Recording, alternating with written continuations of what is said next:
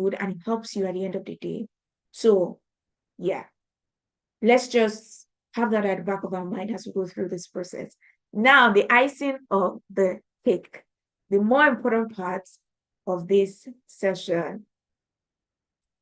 My name is Jimmy Dosmo, and I'm going to be like the anchor of this program.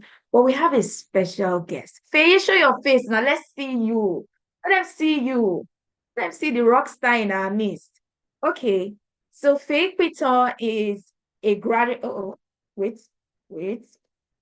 Okay. So Faye Piton Sadiko is a graduate student at Illinois State University currently. She's part of our Getting family. She has been there. She's still there, even though she's no longer there. You get what I'm saying? But she'll always be part of our family. She is also a graduate assistant right now at Illinois State University. So she has the vast experience. When she tells you this works, this doesn't work, I need you guys to listen and pay attention to what she's saying, because it could make the difference between you getting an opportunity and not getting the opportunity. But I'm going to give you an opportunity to introduce yourself, so that, because there might be things I did not say. So please, Faye, you have the floor. Please introduce yourself very briefly. Let them meet you.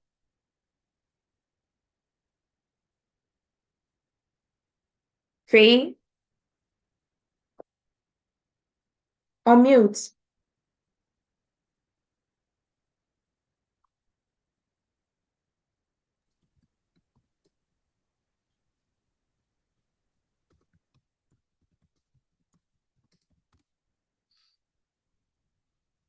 Okay, you guys have unmuted me. Hello, everyone. Good morning from here. It's 6 a.m. It's bright. Well, it's not really bright yet, but it's early over here. My name is Faye Piton. I like to be called Faye Piton, but you can call me Faye as well.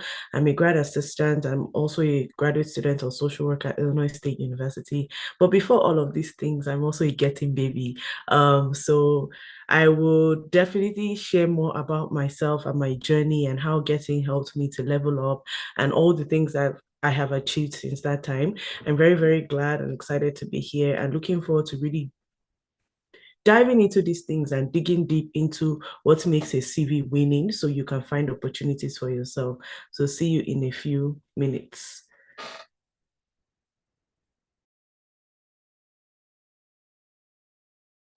Thank you so much, Faye. And thank you once again for agreeing to be part of us. I just chatted Faye up out of the blue, and I was like, Faye, you're going to come, or you're going to do this, you're going to do that. And so kindly and very generously, she agreed to be here to teach you guys today. So she's going to be coming up very soon, especially for the CV reviews. There are a few of you that sent me your CVs for this session, and so your CVs will be reviewed by Faye Piton shortly. And I want you guys to make sure you're available for that, so that you can get, the constructive criticism she's going to give you guys. All right, moving along.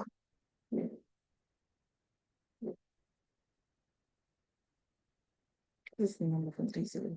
Now, let me ask you guys a question, and I'm going to throw it open. You can use the hand raising function, and then we'll unmute you and you speak. What are the major? Okay, let me go back so that someone will not go and. Okay, what are the major components? What do you think are the major parts of a CV? What do you think should be included in your CV?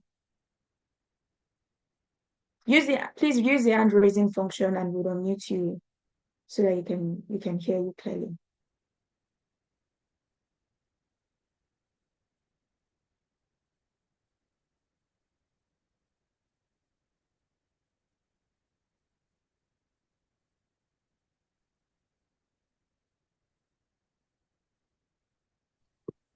Okay, speak, please.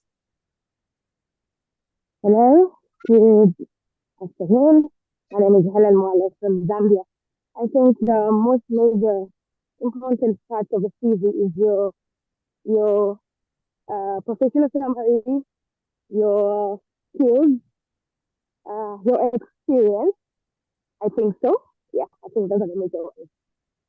Okay, thank you very much. Elizabeth.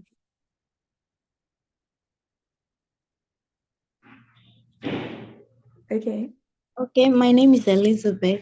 I think the most important parts of a CV is at the top, like beginning your name, your address. Then, if you have a LinkedIn profile, you can put that. A LinkedIn account, you can put that. Then, your education experience. Then, if you have research experience, you can also include that.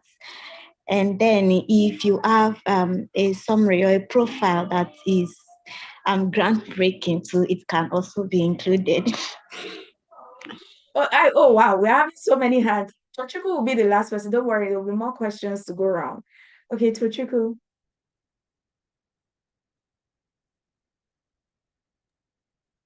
Okay, Okay, please speak. okay. So I feel the most important part, the experience section, which usually is more tailored to maybe the school or to the program or something. Yes, that's what I feel.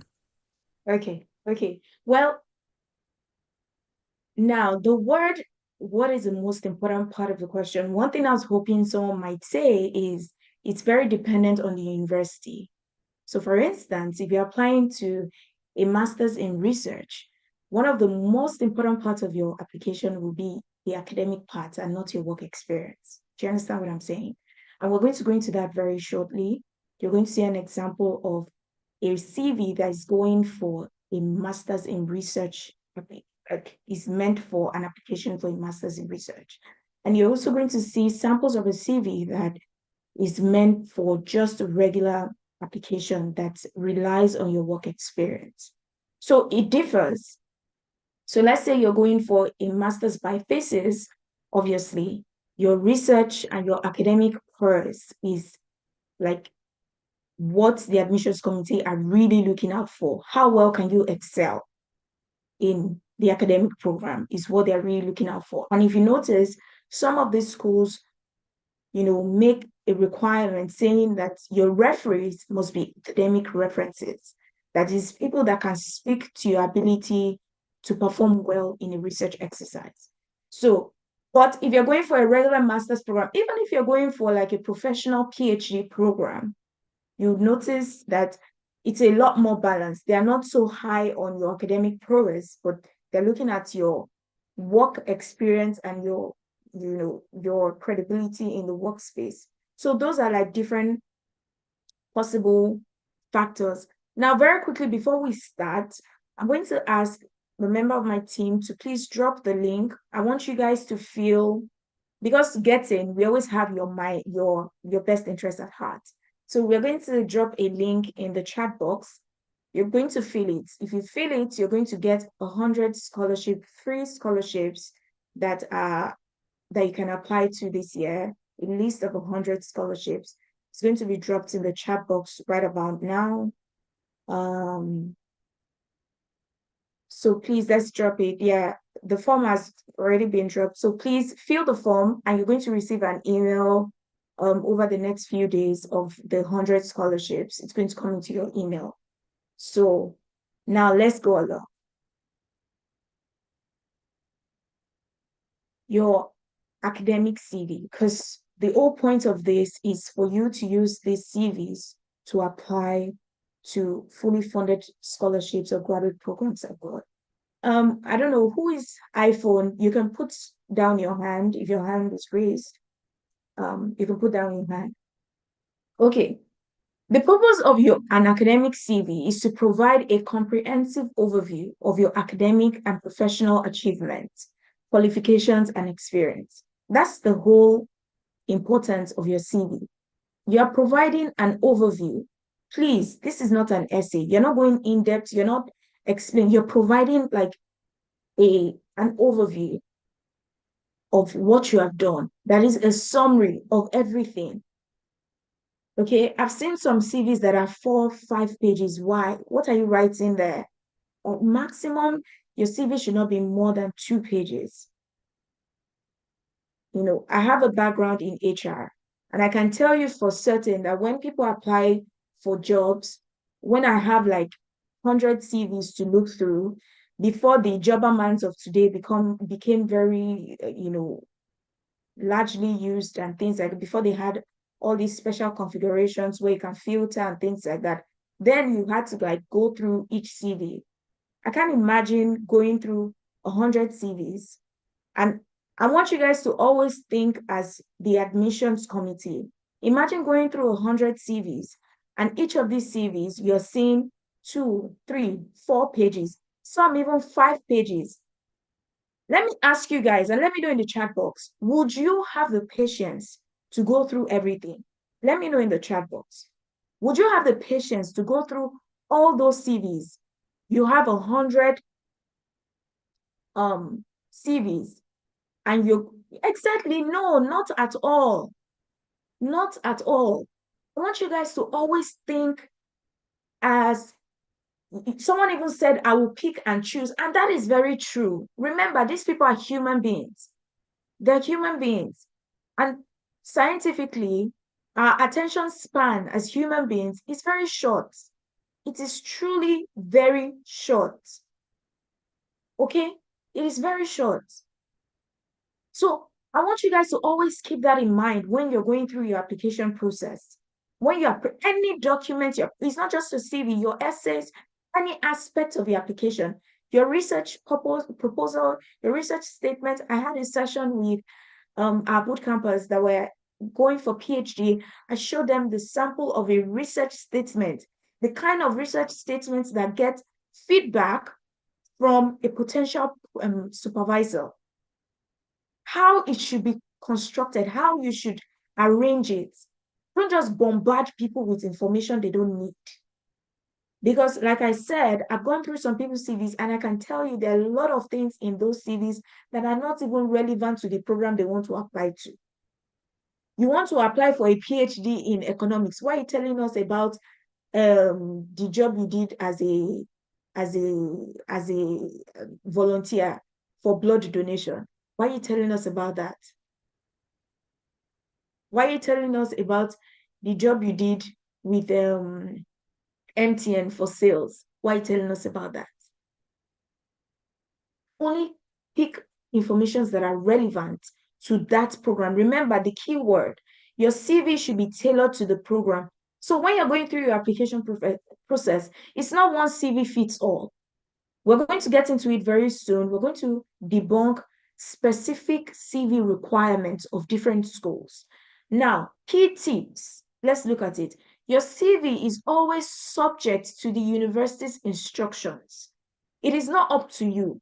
It is not up to what a CV review guru shared with you. It is up to what the university requires of you. For those of you that are just joining, a link was dropped in the chat box for you guys to fill.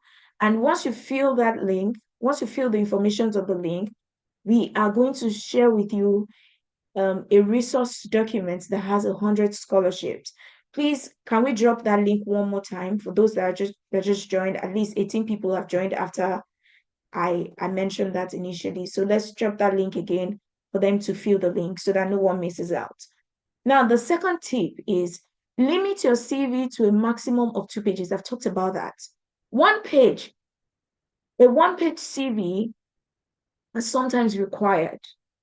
I myself have applied to opportunities, whether jobs or things like that, where they say one pager, and that was all they wanted. There was a fellowship I was a part of last year. It was a one-pager document they wanted. Everything, one page. And I had to put all my experiences into that one page. I got the opportunity. I went for the fellowship. So following instruction is very key to you achieving your goals. It isn't an essay. Your CV is not an essay. It is not an article. It is a summary. It should be it must be a summary. Make your CV concise and uniform. Same font and spacing. It's not that one font is Calibri, another font is Arial, another font is Times New Roman, another font is Gill Sans. No, it should be one font, uniform all the way through. Remember, your CV is meant to be readable. It's not meant to be beautiful. It's meant to be readable and clean. So all those templates that are overly colorful, you don't need that in your CV. Your CV, the objective of your CV is for it to be readable. Separate sections by headings and subheadings. Remember, readable, clean, arranged, very arranged. Bullet points, use them for easy readability and highlight key informations. Use professional fonts. I've talked about that already. Whichever font you use, or whichever font, sometimes universities require that you use a specific font. So have that in mind. They might say use Times New Roman and a font size of 12. They might say use Arial, a font size of 11, double spacing or single spacing, or 1.5 spacing. Like, these are things that you need to understand and read. Look out for them in the university's requirement before you move along. Okay? Now, let's get to the more interesting part of this conversation. Key components. Your personal information and contact details. This is not a time for you to write your house address. It is irrelevant to your application. You can put your country, that's okay. But your house address is a no-no. You're applying abroad. They're not going to look for you to your house. It's not relevant. It's just taking up space. Your contact information, for instance, your email address should be there. Your phone number can be there. And then your LinkedIn profile, you can put a link to your LinkedIn. You can just write LinkedIn and then hyperlink it there. Your academic history, degree title, institution, the date you finished that degree, start date to finish date, relevant courseworks that you did. And this is especially relevant if maybe, for instance, you studied economics and now you want to go for creative writing. Sometimes you have to link things together. So relevant coursework that you did as an economic student that is relevant. Maybe you did introduction to English language, or you did a course in creative writing. That is a linkage. You might want to highlight, oh, I did this, I did this. And if it is a one-pager document, another place you can highlight those courses is in your essay to draw relevance. Do you understand what I'm saying? Now, your thesis or dissertation could be very relevant if you're going for a research program. Okay? Another one is highlighting relevant work experiences. Sometimes a school may demand teaching or research experiences, especially for PhD and master's research students. Now, I want us to see this example, right? This person, I want you guys to walk along with me. Who will want to be my reader for this page? Can someone volunteer? Raise up your hand if you want to be my reader for this page. Okay, Sandra, please unmute. Yeah, Sandra raised up her hand first. So she'll be my reader for this page. And then Mercy can work with me for the next one. Mercy, don't put your hand down. You can work with me for the next one. And then Eva can work with me for the next one. So it's fine. You guys can stay. Okay, Sandra, please tell us the undergraduate degree of this person. Okay, for the undergraduate degree of this person is in that is Babcock University Bachelor of Arts English Studies. Good. And what did the person finish with? 2-1, that is. Good. Upper class. Now, 1. Can you give it like a scan through of these documents? What do you think the person might be going for? Like, what degree do you think the person might be going for? Just give me your thoughts on what you think the person might be going for. I think the person is going to be an advocate for something, advocacy. No. A degree, the degree the person might be going for. Okay, you say advocacy. Let me throw it open in the Yes, chat box. advocacy. Tell me the degree you think the person might be applying for in the chat box. Political science, okay. Public policy, okay. A PhD, a project management master's, development, gender studies. Peter, Loje, and Isha Abiz. I want you guys to raise your hands up so I can unmute you. I want you to tell me why you think the person is going for a master's in gender studies. Okay, let me start with Isha since she has raised up her hand. Hi, good morning. Good It's morning. morning where I am. So I'm thinking because she has a lot of gender and women's studies and feminist writings in her research work and her education. And Thank she has you. something on workforce, service delivery, which is sometimes related to, gender Right. studies. Okay, thank you very much for that. Okay, Peter, your turn. Tell me why you think this person might be going for a gender studies degree. Good afternoon, everybody. Good morning. That's Okay, so I'm looking at the education of this person and then the research experience for the couple of right. years. It just shows that she's more passionate about, the female gender. And then it can be from like 2024 July, and then um just 2024 July, she did about 2 studies online on gender equality and sexuality. And then Right. female rights also. So it just shows that she's passionate about gender studies. Good. Now, thank you very much, Peter. Now, there's a reason why I asked these people to unmute and speak. And that's because I want to provide a little bit of context. Don't worry, Sandra, you're still going to work with me. Thank you. So this person studied English studies, right? And now they're trying to pivot into, and this is for those of you who say, oh, well, because I read the chat box when I asked you guys, what's the #1 challenge you faced with writing your CVs, right? So this person, please mute yourself if you're not speaking right now. Now, this person wants to pivot into gender studies with relations to politics and things like that.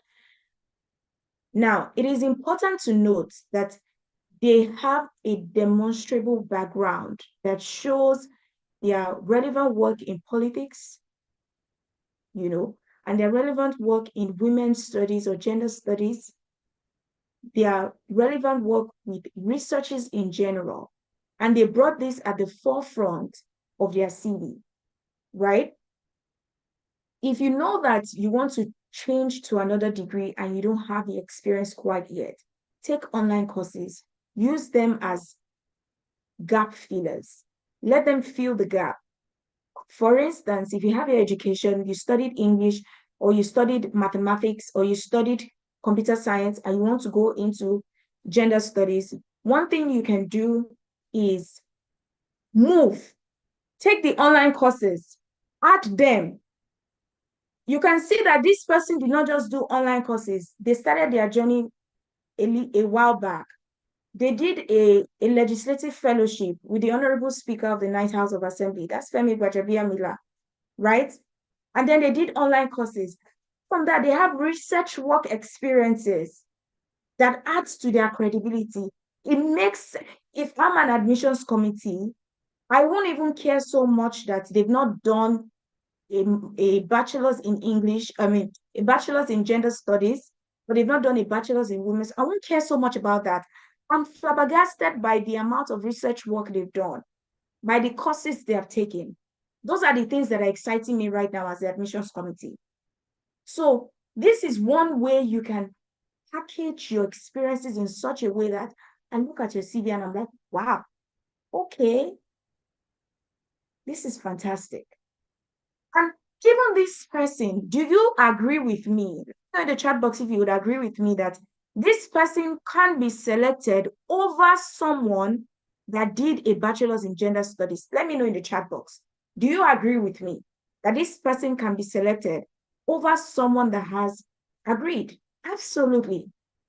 Because let's say you did a bachelor's in gender studies and all, and that's all you have. You don't have research work. You've not even worked at the federal level with anybody in making laws or anything like that. You've not done any of those fantastic things. You don't have research work experience. Look at how many researches this person has done. Sandra, how many researches has this person done? How many research work have they been a part of? And how long ago have they been in that game? The research is the person that has 1, 2, 3, 1, 2, 3, 4, 5, 6, 7, 8, thereabouts. Yeah. And when did they start that journey of working on researches? The person started 2022. Good. That in itself is a track record that helps your application. So for those of you that are saying, oh my God, I've never done a research before, I've never done this before, you did a research in your bachelor's degree. And I'm saying this specifically for PhD and master's students. I'm going to go in very soon for regular applicants. You've done that before. So put that in your documents. Okay? Maybe you've written an article in your office, or you wrote a journal for your office, or you wrote like a piece for your office, whatever it is, put it in your documents. It is part of it. Okay, let's move along.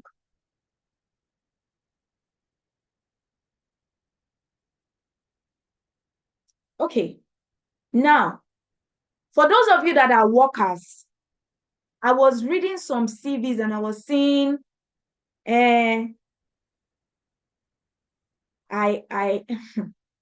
coming. Let me, okay. I was looking at some CVs over the week and I was seeing things like typing paper, assistant general manager, reviewed documents, finalized report. That is not what your CV should be reading at all. We don't want to see that in your CV. That is a job description. That is not the achievements in your role. You can't tell me you stayed in a role, even if you stayed in a role for 2 months, you can't tell me the achievement of your role is typing paper. You can't tell me the achievement of that role is assisting general manager or reviewing documents. That is so vague and extremely irrelevant for your CV. So for those of you that have been sending me your CVs and tagging me, please review. I gave some of you my reviews over the week. Go back and work on it again. Because as I was reading some, I was just having headache. That is not what we should be seeing in your CVs at all. Showcase your key achievements. You worked as a state project coordinator. You worked as a data analyst. You worked as a medical doctor. You worked as a program manager. You worked as a lawyer. It's your key achievements in that role that you follow. Don't come and be telling us all this. I typed, I printed. That's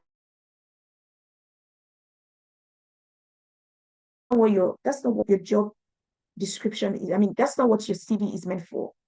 For instance, before we even look at the drawing down here, and I think the next person that will work with me now is, I think, Mercy. So before we even look down here, e.g., a way you can present your CV is drafted 57 successful investment documents that secured a cumulative $23 million in investment in the first half of 2024. Or led the execution, this is for maybe those in MPH or doing it in a health-related job, led the execution of the COVID-19 domestic resource mobilization project that secured $700 million and reduced the prevalence rate of COVID-19 to 2% in Lagos State. Please, I don't want anything short of this in your CVs by the time I'm going to see your CVs. I don't want anything short of this. Now let's look at the document itself. Mercy, please unmute and support me in this. What can you see? What can you see? Good afternoon, Coach Jimmy. Good afternoon. Jimmy is fine. I just put Coach there so that you know who's speaking. That's all. Jimmy is fine. Okay. All right. One of the roles this person has occupied and they're trying to highlight in their CV is a coordinator for a project within a certain state. The project was for USAID and it ran for a year thereabout, from January of 2022 to March of 2023. And this person, I think, has done a great job of highlighting their achievements, not just the role. I want us to go through some of the highlights. Can you see where the cursor is? Yes, that particular place where you have the cursor says he or she supported the State Ministry of Health in purchasing the first TrueNat machine in the state worth 18.5 million naira. That machine is used to diagnose tuberculosis. Let's look at the second one. Right, advocated the increase in budget allocation for tuberculosis services in the state, and that resulted in an increase from 56.8 million naira in 2022 to 90.2 million naira in 2023. Okay, thank you very much. Can we look at the next one? Right. Garnered political commitment to ensure that the vulnerable population, specifically tuberculosis patients, is protected by the state insurance scheme through the Federal Basic Healthcare Provision Funds worth 100 million naira yearly and state equity funds worth 20 million naira monthly. Good. Thank you so much. Now, you guys, would you agree with me that even if the person put just these 3 points in their CV under this role, when they're applying for maybe a public health degree, do you agree with me that it provides a very good overview of what's the person's key achievements in that role? Would you agree with me? Yes, I agree. I agree with you, Jermaine. The person has. Sorry, please go on. I'll mute myself. No. I mean, I want people to also respond in the chat box, but yeah, I'm listening to you, Mercy. Continue. You said the person has, you agree. Finish your thought process.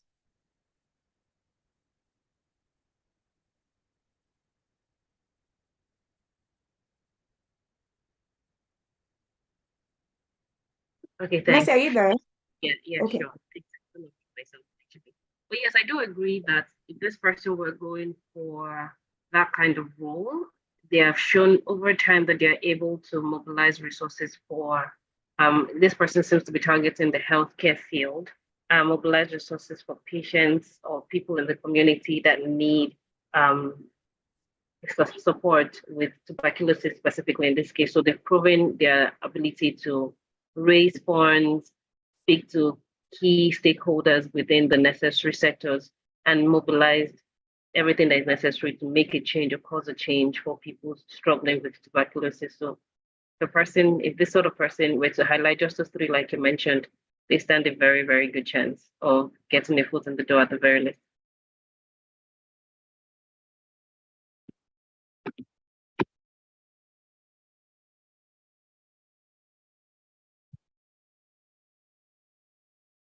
Okay.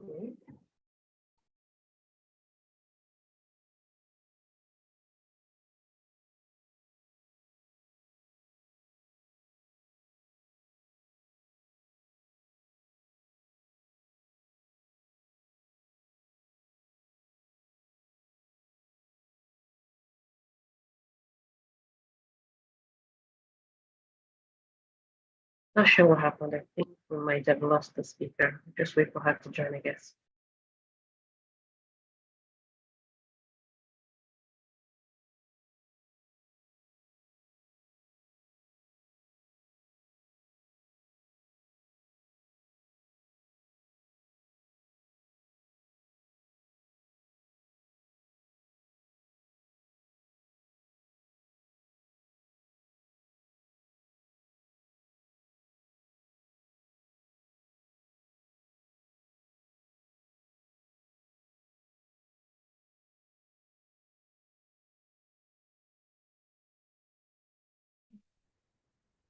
My apologies. Can you guys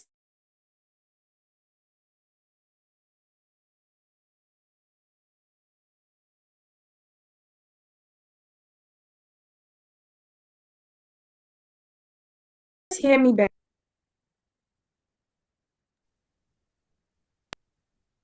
Yeah, Hi, we can hear you now.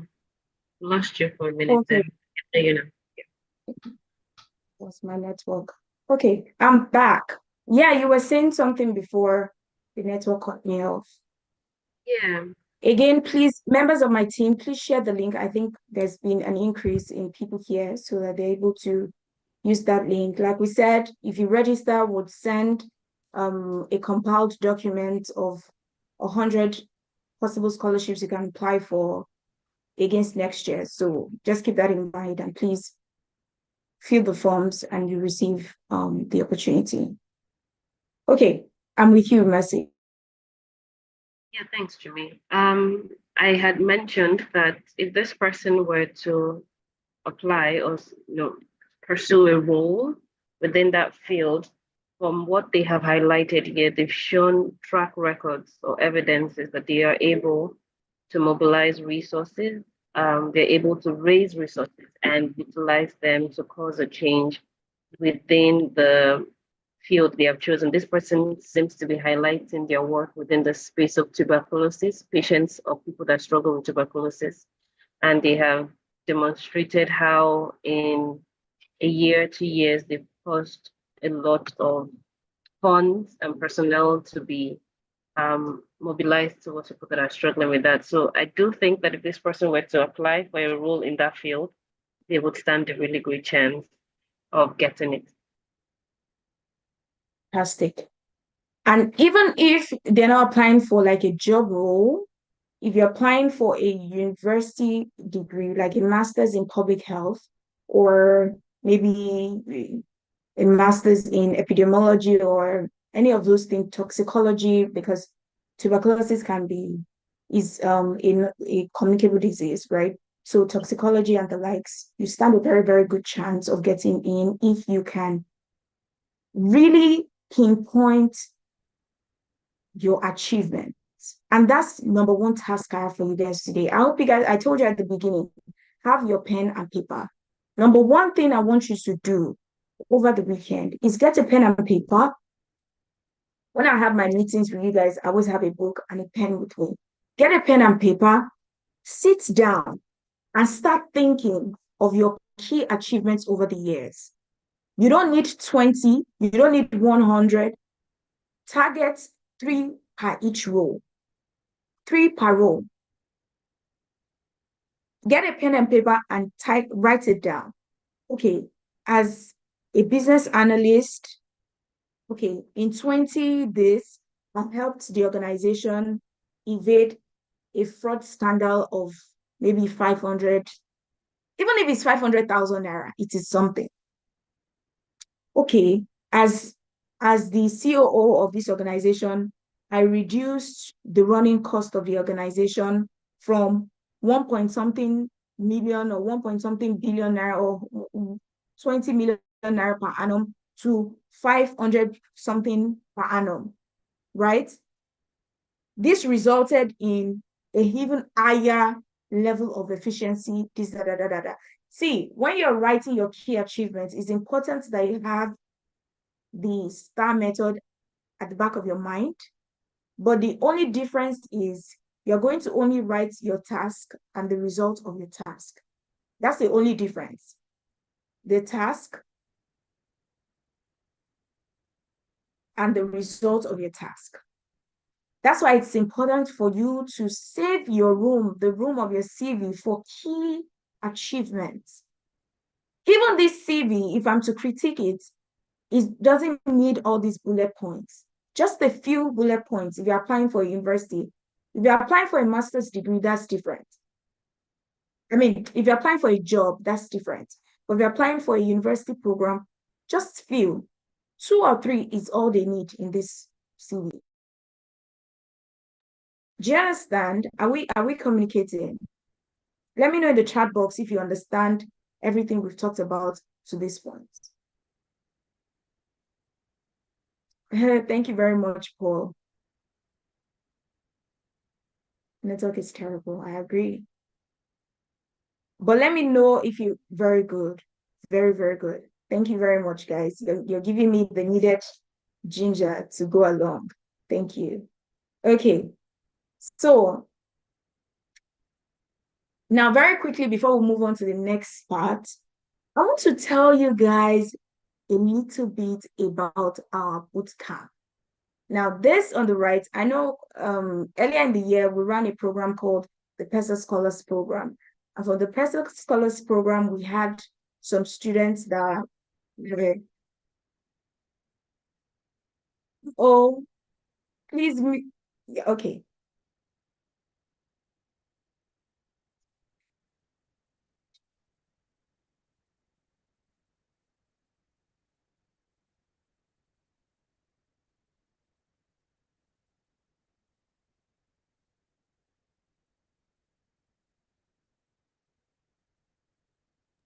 Jimmy, we can't hear the audio.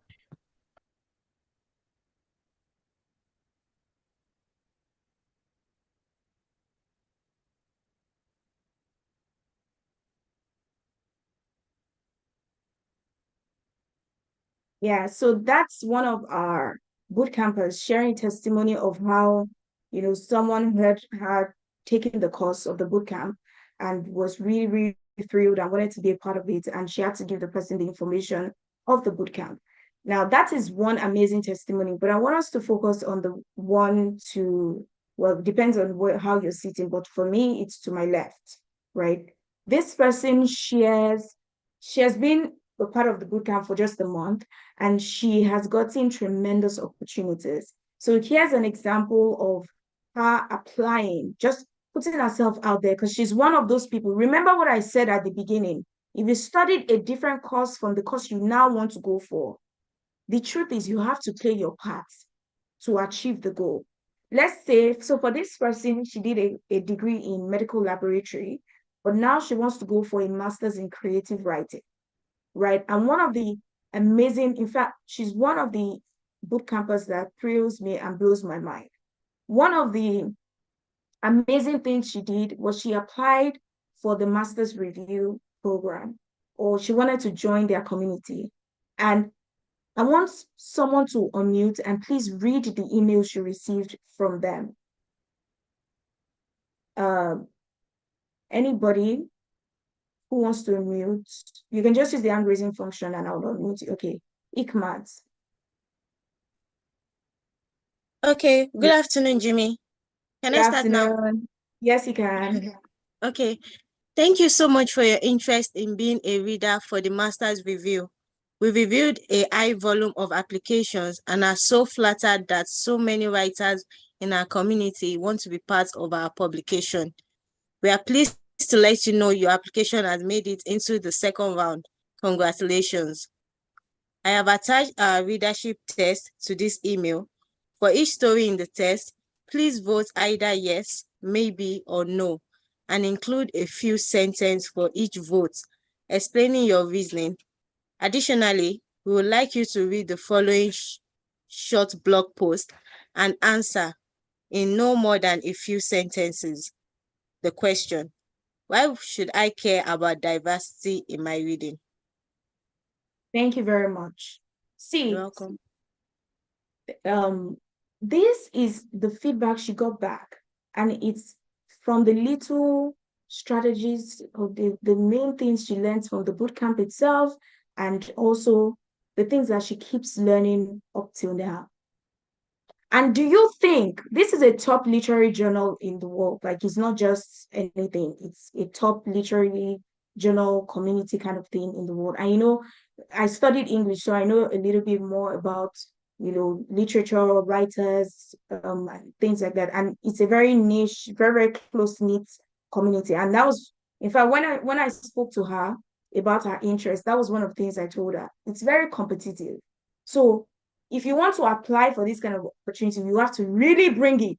And I was not even mincing words with that at all. You have to really, really bring it. You have to go above and beyond. And that is exactly what she has been doing with the boot camp she has been a part of. So I encourage all of you here to consider joining our community. It's a very, very friendly community. We help each other in such a way that your success is our priority. But more importantly, one of the things that you will learn the most, or that we hope that all our applicants learn, is the ability to go above and beyond to do things yourself. I did not send her this master's review colon to apply to. The only advice I gave her was you have to go above and beyond. Start joining communities. Start being a part of them. Start pushing yourself into all those spheres, because that's what makes you a competitive applicant. Now, I want us to compare this to the first CV you saw about gender studies and stuff. Even though this person did a bachelor's in medical laboratory and now wants to go for creative writing, and she's already dipping her feet into all of these amazing communities and bodies and journals and top literary communities and things like that. Do you think that this person doesn't stand a good chance of getting into their desired program? Let me know in the chat box. Do you think this person will not be selected? Or do you think they will be selected?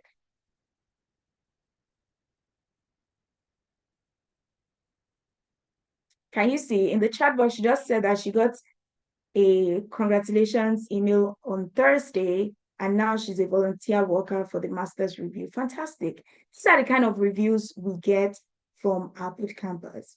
And we want you to get this kind of feedback as well in your graduate school journey. So consider joining us.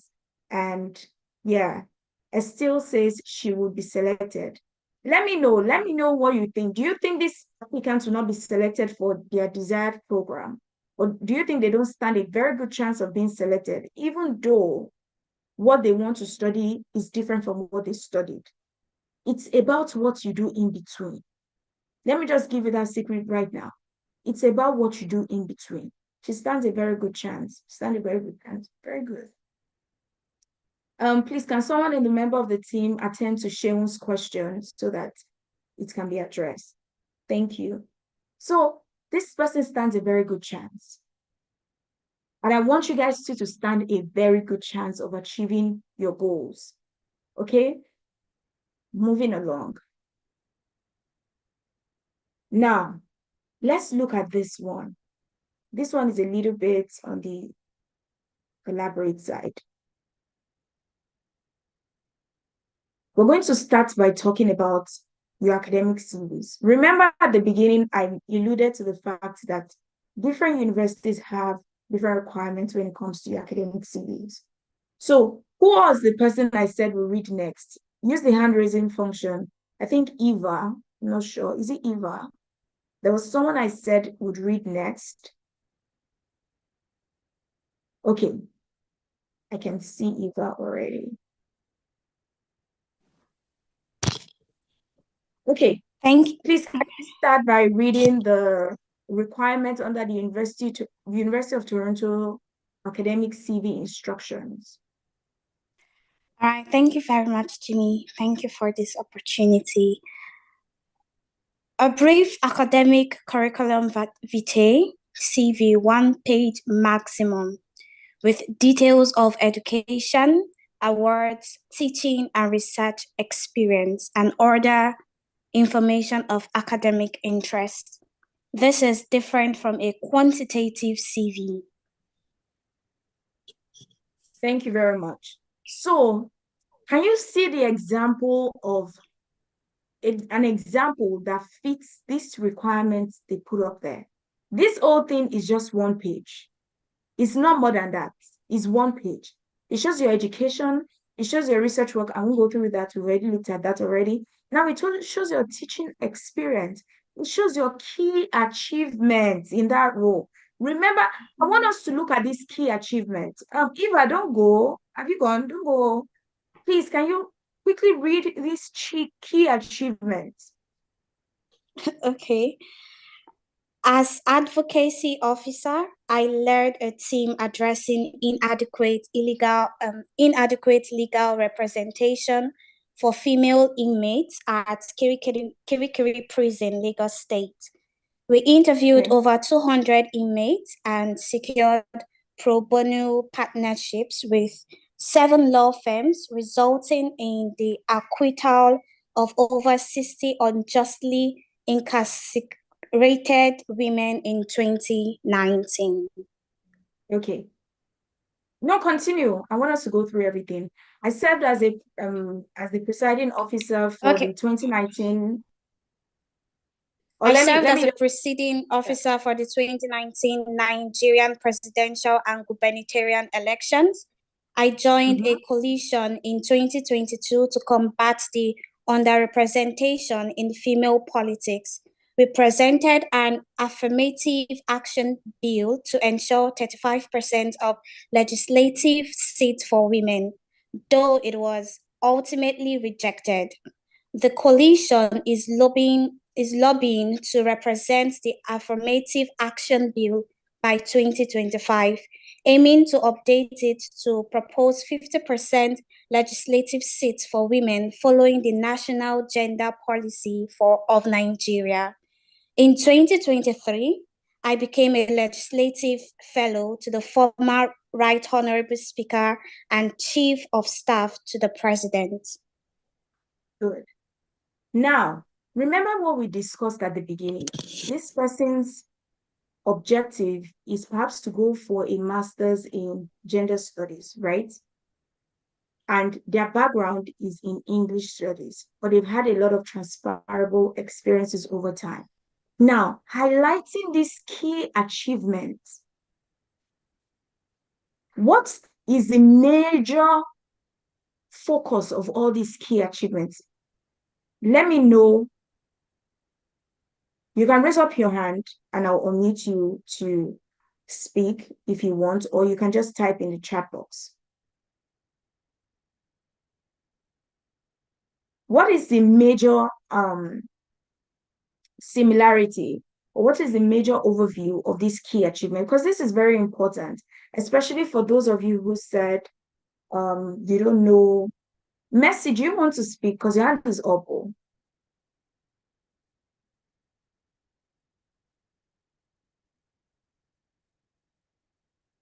Somebody said, Vivian said women. Yes, it's women. It's mainly about women, right? Gender equality, most especially for women. So their key achievement is mainly about gender equality and women. Trust me, I'm sure this person has other achievements. But the relevant achievements for this application, maybe if they are now applying for an MBA, they can highlight other achievements. But for this application, the relevant key achievements of this specific application are these 4 things you can see here. Those are the things that are relevant to this application. Because for this application, they're applying for a master's in gender studies. If you're applying for a master's in communication, this cannot be your key achievements. Do you understand what I'm saying, guys? Let me know that you understand in the chat box. Do you understand what I'm saying? If you're applying for maybe a master's in data science, this cannot be your key achievements.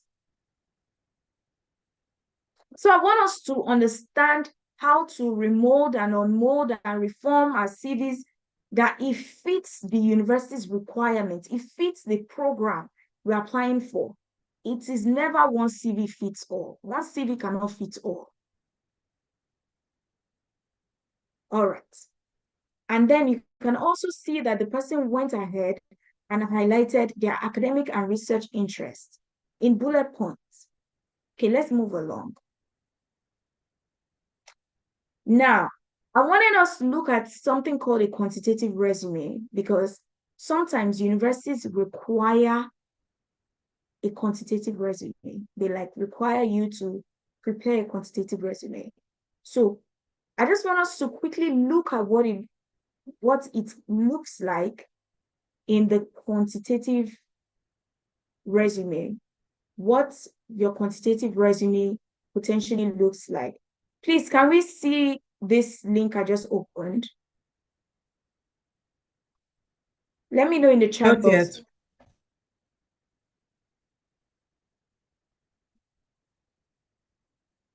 Not yet. Oh, okay. No. All right. Just a minute. Okay. Can we see it now, please? Yes, great. I'm not going to go into it, but I just want you to look at what a quantitative resume looks like. This will come with the documents. This will be a bonus document for those of you that fill the form. We're going to send it to you so you have an example of what a quantitative resume looks like. But ultimately, like I always say, whatever documents you will be submitting to any university is subject to the instruction of that school. This we are looking at is an example of the instructions of Brown University. Okay, so I just want us to keep that in mind. So the person wrote their key roles, the key responsibilities they did that is related to anything quantitative, numbers, mathematics, things like that. That's all that it is. Okay, so moving along, I think I'm done. Is there any other thing? Okay, these are also some of the people that have benefited from our community. We've talked about Farida Zakaria before. She's currently in Canada. She won the McCall McBain Scholarship of over perhaps almost something thousand dollars, Canadian dollars, to study in Canada, fully funded, flight tickets paid, all of that. By the way, the McCall McBain Scholarship is currently open. If you want to apply, it closes in August. So start putting your applications together. If you know you want to go to Canada, consider applying. This is another member of our community, Soizin. He won the Dutch scholarship alongside the Commonwealth Scholarship and I think the Chevening Scholarship as well. And is currently in Germany taking his program. So those are like the major things. Now, we've gotten to the cream. No, we've gotten to the cake itself. Now I'm going to invite Faye Peter. Faye is giving me side eye. She has killed my DM with messages, Faye. When am I going to come up? By the way, she's my namesake, guys. My full name is Faye Jimmy, so she's Faye Peter as well. So I'm going to invite her to come along and she's going to speak to us. I'm going to stop sharing because she's going to share her own document, but it's still the same thing she's going to be discussing. It just, the bullet points are a lot more in depth in her document. Okay. So, right. So let's get down to business. How's everyone feeling? How are we feeling so far? Are we learning something new? What's the vibe in this room? I need to do a quick vibe check. Is the energy still up? Should we continue? Are we still here to learn? Are we excited? How are you guys feeling? How's everyone doing? And for my Get Insiders, my people, how are you guys doing? Those of you who know me, how are you guys doing? How's everyone doing? What are we learning? How are we feeling about all the things that we're getting so far? It's nice to see your face as well. It's nice to see you guys. I miss you guys too. Hello, everyone. So I have a couple of things I would really like to say and I would like to cover. And of course, we're going to do the review session, but thank you guys. Yes, I'm glad that the energy is still up. I'm going to be saying a lot of things and I'm going to be dropping gems. But before I do that, let me give you a little bit about my own background and how I came to be a part of the Getting community. Again, some of you guys may know me, but I graduated from undergrad in the University of Ghana with a bachelor's in psychology in 2019. And I always kind of knew I was going to go to grad school. I didn't even know what it entailed. I just kind of had it in mind because I thought that that was the best thing to do. And then I think in 2020, during COVID, everyone was at home. We had time. I was like, let me actually start my grad school applications because I'm not doing anything. And sometimes I cringe when I think about it because I literally went into the process with zero information, zero knowledge, and I put in some applications. And when I put in the applications, of course, in 2021, I got a lot of rejections and a lot of no's because I didn't know what I was doing. And I had a friend, some of you guys may be able to relate to the story. Yes, you can turn on your videos. I love to see videos of my friends, feel free. But some of you guys may relate to it. I had a friend who actually sent me a link to the Getting webinar. So if you guys have any friends that you feel like their story resonates with mine, please share this link with them. And this friend actually was like, Faye, I know you want to go to grad school and and you were disappointed this last round. If she had never used Getting, but she just said, I feel like these people will be able to help you. And she sent me the first one. I was like, okay, thanks. She sent me the second one. I was like, okay, thanks. And on the day of the webinar, she was like, Feyi, have you joined this webinar? Don't forget. And I was like, fine, let me be a part of it. And I learned so much that I decided to sign up for the Getting Bootcamp. When I signed up for the Getting Bootcamp, I always like to tell people it was transformative in my life. Sometimes when people are asked to pay for things, we see it as, oh, other people are giving the information for free. Why should I pay? For me, the Getting Bootcamp was transformative because I learned so many things that till tomorrow, till forever, I will still continue to use. In addition to this, I also got to be a part of the Getting Bootcamp. I got to be on the teacher side. So I came with my knowledge of being a student, my knowledge of applying to grad school, and I was able to teach over 1,000 students. I worked with over 1,000 students in the course of 2 years, and I have learned so much. I have looked at so many CVs. I've read so many essays. I've talked to so many people. I've done my own research. I've been part of so many webinars. So I've learned a lot, and I hope that you guys will be able to learn a lot from me as well as we go ahead today. Okay, Jimmy, I think your video is spotlighted or highlighted. If you could take that off. I'm not sure why it's doing that.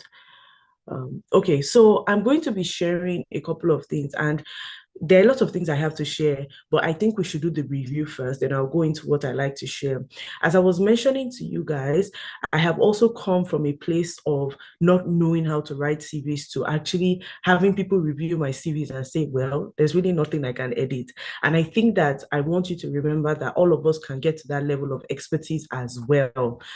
So I'm going to share my screen, and yeah, I should be sharing my screen too. So I was going to show you guys my own CVs, but I think I should just go to my, okay, here we go. So I'm going to just go to this person's CV first. I don't know if this person is here. Jimmy, do you know if this person is here? Well, Abasi, are you here? If you're here, please use the hand raising function. Just let us know. Okay, so for those of you that I reached out to yesterday about your CVs, let us know if you're here. Just use the hand raising function or just send a message in the chat box. yeah. That would Anyway, be it's fine if they are not here. I'm not really sure who this person is, but I'm going to try to start with reviewing this one. And this was because this was the first one I looked at, and I think I left a lot of a lot of comments that can work for the next person. Please grab your pen and paper. These things I am sharing with you guys. These are premium tips. They don't see it in the market. Okay, let's get down to business. So are you guys here? Is everybody here? Are you able to see my screen? If you want to turn on your video, feel free so I can see your expressions and I know that you're here. I don't mind. Are we here?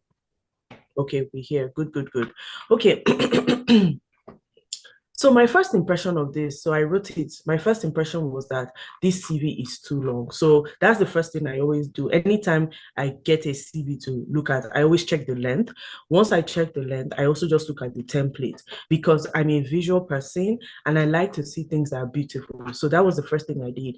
I first of all looked at it like, okay, how many pages is this thing? And I saw 4 pages and I was immediately like, too long. And I also saw that, I don't know if this is not well formatted because Jimmy copied and pasted it into Google Doc, or this is actually the person's format. I don't know, but it's not well formatted and does not make the best use of space. The color is minimal, but it does stand out. So this is my first impression, which is what I commented here, okay? Now, the second thing is the address. So I see a lot of Nigerians do these things. They will like write their whole address. You really don't need to, honestly, because most likely in your application, if they need your address, they would have asked you to update it or upload it anyway. So you can just put Lagos, Nigeria. You can even just put Nigeria. You can even skip it out, to be fair. But I think people like to know where people are from. So I would just say Lagos, Nigeria is fine. If the school needs the address, they would let you know. I love the fact that this person has a LinkedIn. And one of the things I like to do is that anytime someone puts a link to their LinkedIn, their GitHub, and so on, I don't know if that thing's pronounced GitHub or GitHub, I always like to click on it just to see, okay, what is the person talking about, and so on. So about Bianca's CV, their LinkedIn works, which is great. Now, I go into the summary. I'm sorry if I'm not looking at the screen because I have another screen, so just in case, but I'm still very much here. I go into the summary and I'm like, okay, maritime and corporate lawyer with 3+ years of experience advising multinational. And then the person says, leveraging public policy and legal expertise to support companies, keen to advance. And I just feel like these two sentences are kind of saying the same thing, because I'm seeing policymakers, I'm seeing advancing world trade. So it's kind of similar. So I suggested instead that this person says, this sentence is a little similar to the next. I suggest instead highlighting an accomplishment, e.g., so if you said you've advised multinational shipping corporations, give us an accomplishment. So for example, I worked, maybe you can say support key achievement, or most notably supporting XYZ shipping company to do ABC. Maybe you help them secure $1 million, you help them save money, and so on and so forth. So this is an example of just like think strategically about it. You don't want to put just buzzwords. I've seen people put things like, oh, I am hardworking, I am dedicated, highly talented. All of us are highly talented. All of us are dedicated. All of us are everything. What makes you stand out? And what makes you stand out is usually a key, the summary of your experience as well as a key achievement. Now, I've had people say, Faye, well, I just can't get this part, because I will admit to you, when I first joined Getting and we were taught about summary, I also couldn't get it. I was like, I don't really have anything to say, which wasn't true, but I couldn't really, I couldn't really bring out something. So if you feel like you've thought about it and you still cannot bring out something, feel free to exclude this session, okay? The next thing now is that this person's, again, the more I spent time with his CV, the more I was able to understand what he was saying. But just always remember that these people are reviewing like 50,000 things. They don't have time to spend time looking at each sentence, each word. So make it easy to understand. I do not think that this is the best place, in my opinion, to include what your role was. Wingway ... legal counsel underlined. I don't know.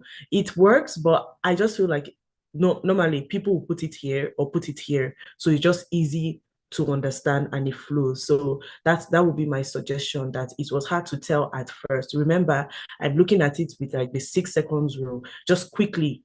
And if I was not in law, it was later on I realized that, oh wait, legal counsel is actually like a lawyer. It took me a sec to click because I'm not a law student. The next comment I had for this person is that their choice of bullet points is leaving a lot of white space that could potentially make your CV shorter. This is a lot of white space. Sorry, this whole part is a lot of white space. Like this, I understand it looks nice, but this will make your CV shorter by far, because look at, so this is what I call hanging sentences. Let me see, I'm seeing some chats. I hope we're all on the same page. Okay, cool. I'm seeing some, this is what I call hanging bullet points. Can you see? This is waste of space. Just one word. Imagine if he started here. If he started this bullet point here, this would be just one sentence, one line. Look at that. Look at that. This is all hanging bullet points. You don't need hanging bullet points when you're trying to save space, because there will be some programs that will tell you one pager. If you had to do a one pager and you use this format, there's no way you're going to be able to save space. Moving on, there are some ways that this CV could be stronger, the bullet points of the CV. So for example, this one says, formulated a legislative policy to curb dirty fuel imports, debated in the Nigerian Senate. I understand what you're saying, but consider saying something else. Consider saying instead that you collaborated with stakeholders to formulate a policy proposed to reduce dirty fuel imports by XYZ percentage. That is a stronger bullet point. It tells us that, first of all, you collaborated. Second of all, you formulated a policy. Thirdly, the policy had impact. Are you guys understanding what I'm saying? Let me know in the chat box. Do we understand what I just said? Is something standing out? Thank you. Yes. So these are just some of the small things that we can do to make our CV stronger. Sometimes it's not just about dumping statements. My Get Insiders will know that that's one of my favorite things to say. Stop dumping things on us. We don't want a dump. Think about things critically. Another thing here is drafted bilateral agreement with international development partners to boost COVID-19 aid supply. Boost by how many percentage? So Shekemi says, what if we're not sure of the percentages? That's why you're giving an estimate. Of course, this person who was drafting a proposal, I want to assume, or a policy, that you did some groundwork. And if you did some groundwork to draft for a proposal, you should have what you think is going to be the impact. There should be an impact statement. So is that impact statement that you can use? So same thing with this. So these person's bullet points are good, but they can be better. So handled compliance and taxation for 26 plus companies. Okay, leverage 13 plus hours of to reduce litigation time. That's also good. If you have the percentage, or if you know how much you reduce litigation time by 20%, by 50%, cutting it down from 2 hours to 1 hour, cutting it down from 3 hours to 30 minutes. These are all metrics of impact. And then again, like I said, this person needs to check their formatting, because at some points, this is what was happening. Your date was not in alignment, and all of these things can make your CV hard to read. I also commended passing here. So for education, oversaw teams to develop policies and engage with stakeholders as student union director on behalf of over 12,000 students. That was easy to read, easy to understand.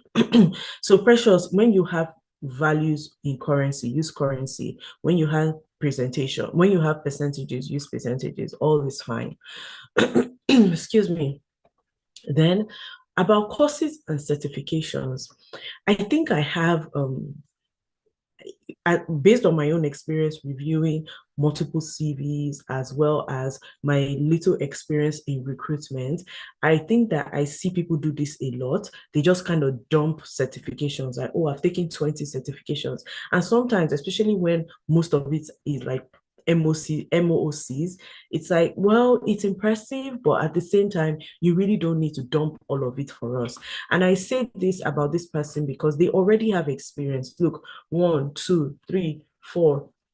They already have 4 different work experiences, which tells me that the person is going, like the person has some skill set, the person is going somewhere. The person started working in 2019. This is 2024. That's 5 years of experience. I can already tell that from this part. You don't need to dump all your MOOCs for us for you to show that you're a good candidate. So I said, I suggest choosing your top 3 or 4 most related to the program. I love that you're a self-learner, but this can be more concise, especially because you have experiences that are already relevant. So, and when I clicked on all of this, can you see?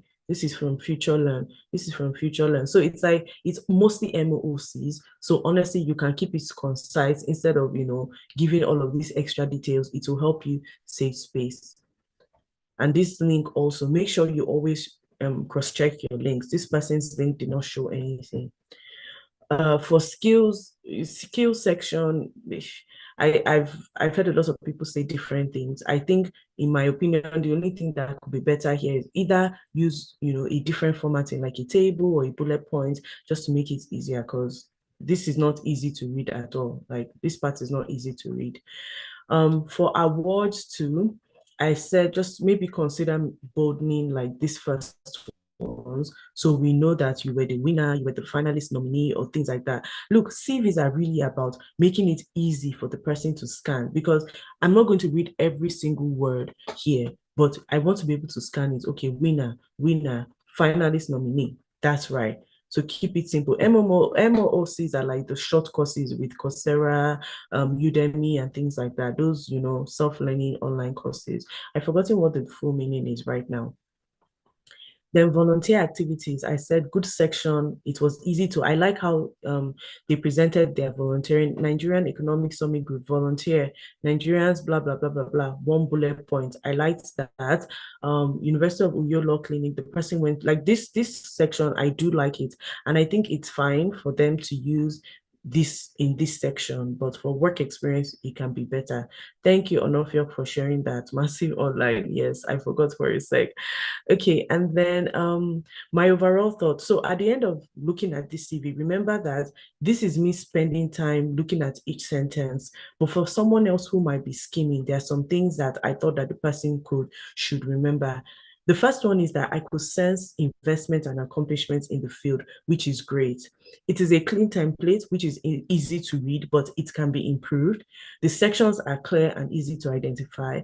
It requires some work in general, but to make it stronger. But generally, I like where this person is going with their CV.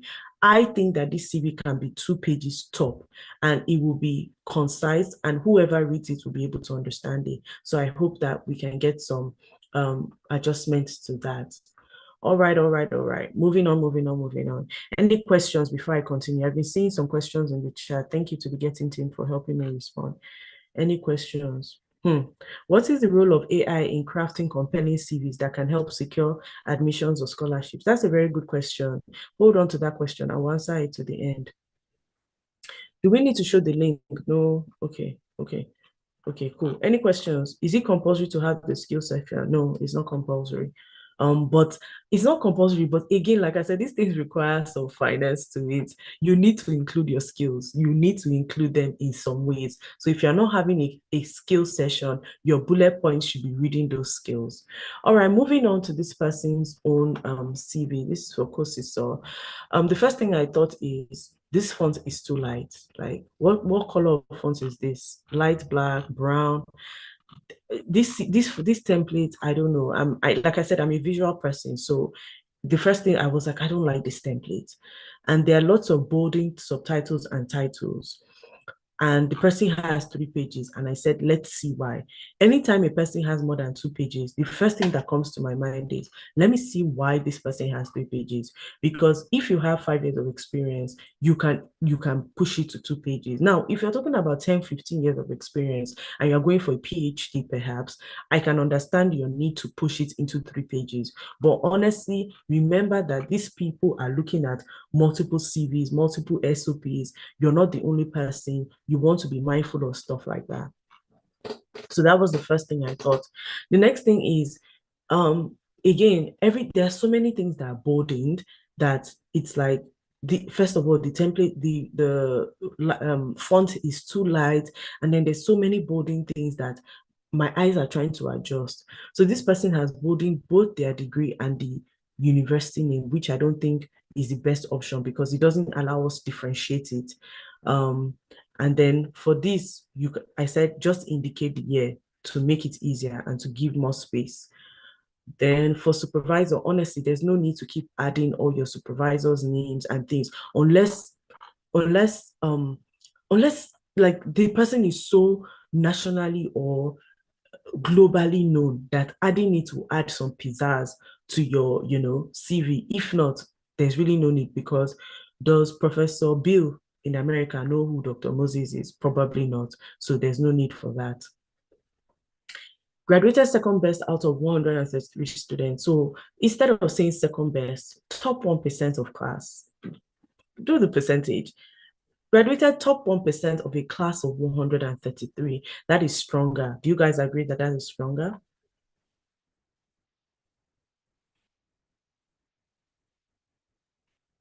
Is it stronger to say top 1% of a class of 133 as opposed to saying graduated second best? Exactly. So it's stronger. Those are just some subtle things that you can use to make your work more precise. Then the person says pre-science program, gives this, finished in the top 2% with an average of 325 over 400. And in my mind, I'm like, what is this? Is this a score? What is 325 over 400? I couldn't really tell. The person is trying to tell us that they're a good student, but I couldn't really tell. And honestly, since this program was part of, your whole undergrad career, you don't even need to create a separate section. You can just include it that you were also top 2% in pre-science program, and just to include it as a bullet point instead of creating a whole different section for it. So I see that they have publications, which is fine. So sometimes people are confused on the order of academic CV. Publications, especially if you're going for like a research-based course or a PhD and so on, this is appropriate here. Once again, about your supervisor, I mean, I don't know. I personally, I don't know how I feel about it. I just feel like there's no need, but some other people might disagree. So we can agree to disagree. If you feel like you must include it, I mean, go ahead. But for me, I wouldn't include it. Now, the person says, evaluated the amplification properties of blood samples. And I'm like, using what tools? Like, what kind of experiment did you do? What kind of things did you do? If there are no numbers to give, you may highlight relevant tools or software used. So what did you use to evaluate it? In terms of blood samples, is it like, what do you use to do these kind of things? I'm sure there are some technical biology terms to things like this.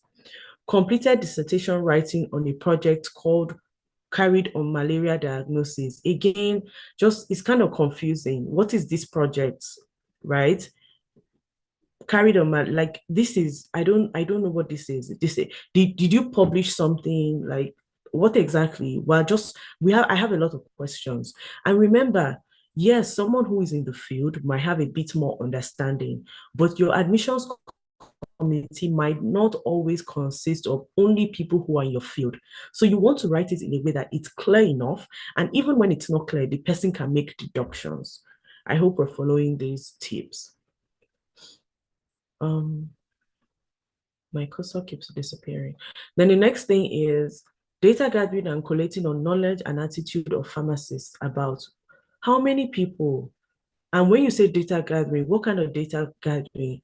Was it a survey? Was it interviewing? Was it like, give us context? And that's why we're saying that your bullet points don't have to be 10. With 4 bullet points, you can give us such succinct information that the person might not even look at your experience. They already know what you have done. I see clerked patients with acute and chronic diseases. At what point, like where, how, give context. Health tutorial in classes, again, for how long, how many people, what was the outcome? Don't dump on us. A lot of people dump in their CV. Your CV is not a dumping ground. Don't just put sprinkles of random things that nobody can help you understand. Don't dump on us. Looking at this, perform proper follow-up. So same thing, this person has experience. I can tell that they've done things, but the person is making it look like they went to the lab and just poured some water in a petri dish. I'm trying to remember my science. Poured some water in a petri dish and left. Give us context. So for example, this has perform proper follow-up and drug therapy. And I said, how many? An example, a stronger bullet point would be coordinated service delivery to 100 plus clients per day, including drug therapy monitoring to ensure XXX. So if you're saying drug therapy monitoring, it might be important to your field. Maybe that's why you feel like you need to highlight it. There are better ways to incorporate this. And instead of giving 1, 2, 3, 4, I can use this, 3 of these or 2 of these to make it strong. So it's the same thing with this person. It says data transformation. What data is being transformed? You know, how? What are you telling us? So same thing, your bullet points are not strong. You are dumping information on us that does not give us the capacity to really understand what you did. So instead of this, created a system of organizing, shelving, and tracking of 200 plus different medications, following the FIFO guidelines to achieve 20% efficiency in dispensation. Guys, look at this bullet point and look at this. Are we trying to say the same thing, but in a better way? What do you guys think about this bullet point? That's my bullet point, of course, not the person's bullet point. I don't even know. I think I saw Kosi Sochukwu earlier. Kosi, so are you still here? If you're here, let's know. Sorry, I might be bashing you, but I'm trying to make sure that everyone really understands. Okay, so Kosi, so do you understand what I'm trying to say? In fact, I want to see your face. Where are you? Where are you? Let me see you, Kosi Sochukwu. Okay, so your bullet point, I can tell you have capacity and I can tell you've done a lot of stuff, but you're not letting it shine through because you're just giving us one-line statements. Maintaining proper shelving and arrangement of drugs. What does that mean? Look at what I wrote here. Created a system of organizing, of shelving, and of tracking. That is how to present something, not just, giving us one or two things. And I see you switching between medication and drugs. I'm not sure how you want to use this, but keep it the same, because the way what we say as drugs, we the Oyibo people, we the Americans, drugs is different from medication. So I know Nigerians say drugs, but just be mindful of things like that. Remember I don't know if you're part of the bootcamp, but remember what you learned in the bootcamp about contextualizing, conceptualization, all of those things. Keep it in mind. Now, the next thing I see here is overall second best in logistics and supply chain. And the first thing I thought is, this person is a science student. You have been telling us about research experience. Is this relevant? Is it really relevant? I know it's impressive, but is it really relevant? Those are the things that you are adding that's making your CV long. Unless you are creating a picture that you are also as proficient as you are in science, you are also proficient in logistics and supply chain management related to medication. Unless that's the picture you're painting, so this is not necessary. You can remove it. Same thing with this Millennium Fellow 2021. What's that? We don't know. You can remove it. You don't, it's not, and I see, so that you did something. You included some things in your awards and recognitions. I'm seeing it in your conferences. I'm seeing it in your volunteering. You're repeating things. You can keep it precise. You don't need to dump everything. Trust me, you don't need to dump everything. Artist of the year. Have you guys seen that guy that's always doing like this? I don't know what artist of the year is. These are some of the things to think about. And it's not everything you must include in your CV. There are some of these things that there are sleek ways to mention it in your SOP. For example, I would say, during my free time, I prioritize self-growth, or I prioritize service to my community. Whether it is working in my local church as an artist or doing ABC XYZ, this is the essence of who I am. Simple. You have already mentioned it and you move on. You don't need to put all of that in your CV for us to know that you really did it, especially when it's just service things. Then I said, for this leadership section, I couldn't understand it. I was like, wait, where does this start from? Where does it end? Because first of all, what font is this? Railway? I don't know. The font is giving one kind of vibe. I don't like this font. But like, it was difficult. Also, okay, hostel president. Like, where does this stop? CEO, assistant class president. Okay, then you came here, president. President of what? Then you came here, the professional. Like, is this the same bullet? Is this the same? Because if it is, it's hard to read. Vice president, like, is this the same? And there's a way to even do this efficiently that will show us that you rose from president to vice president.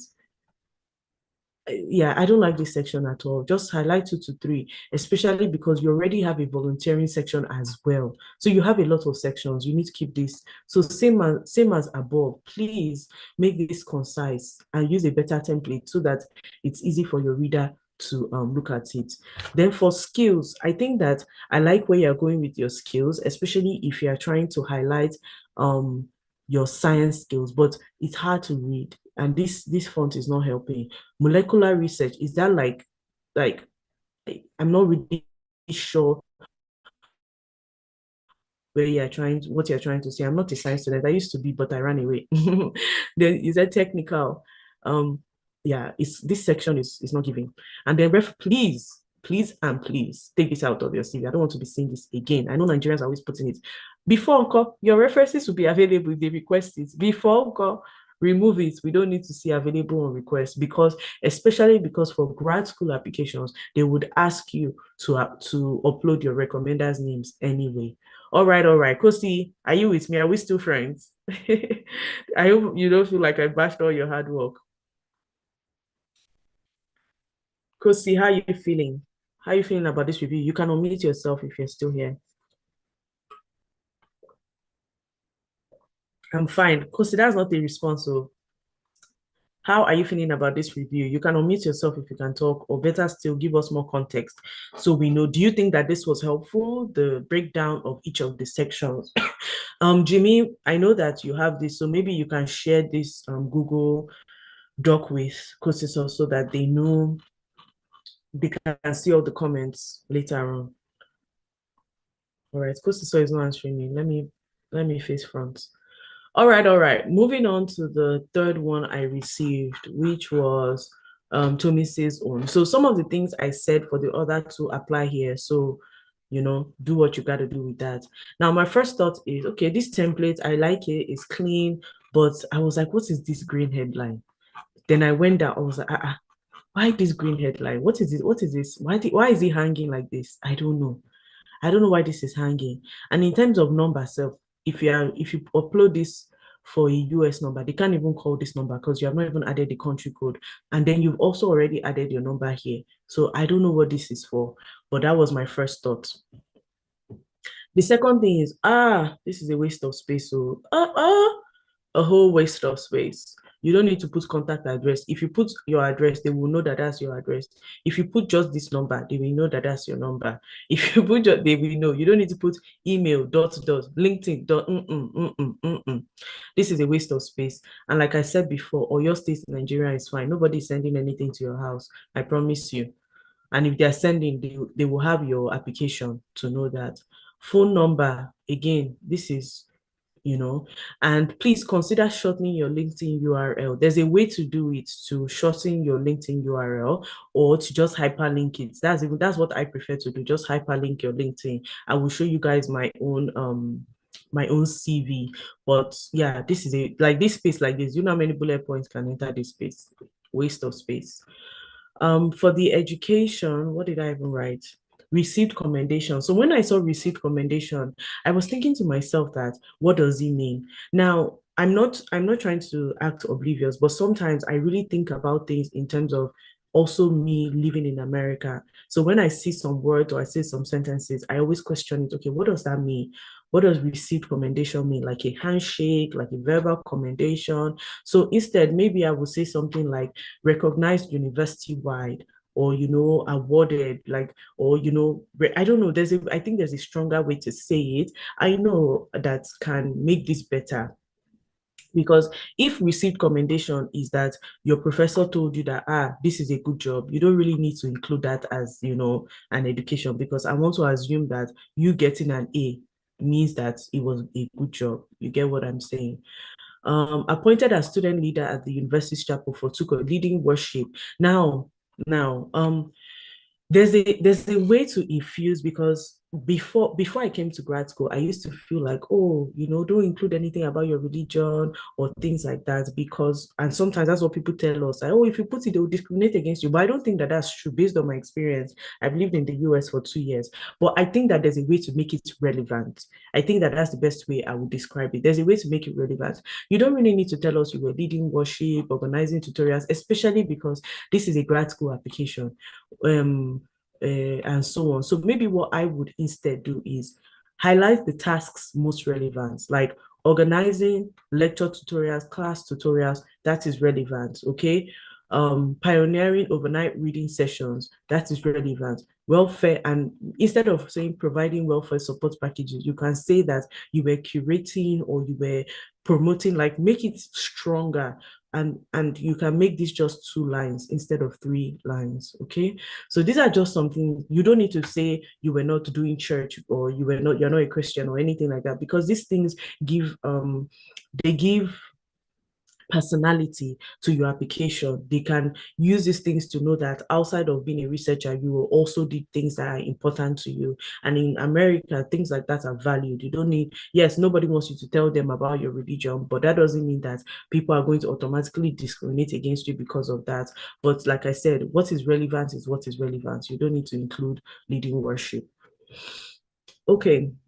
Especially, and if you're including this, another thing is that if you're including this, I'm assuming that maybe it's because in your SOP you want to talk about service or something. But honestly, if you feel like this is not your point, you can take it off. Legal consultants, again, you also have so many things in bold. I think this is Tomlinson. Yes, you have a lot of things in bold. It's hard for our eyes to read this. Like everything is in bold here.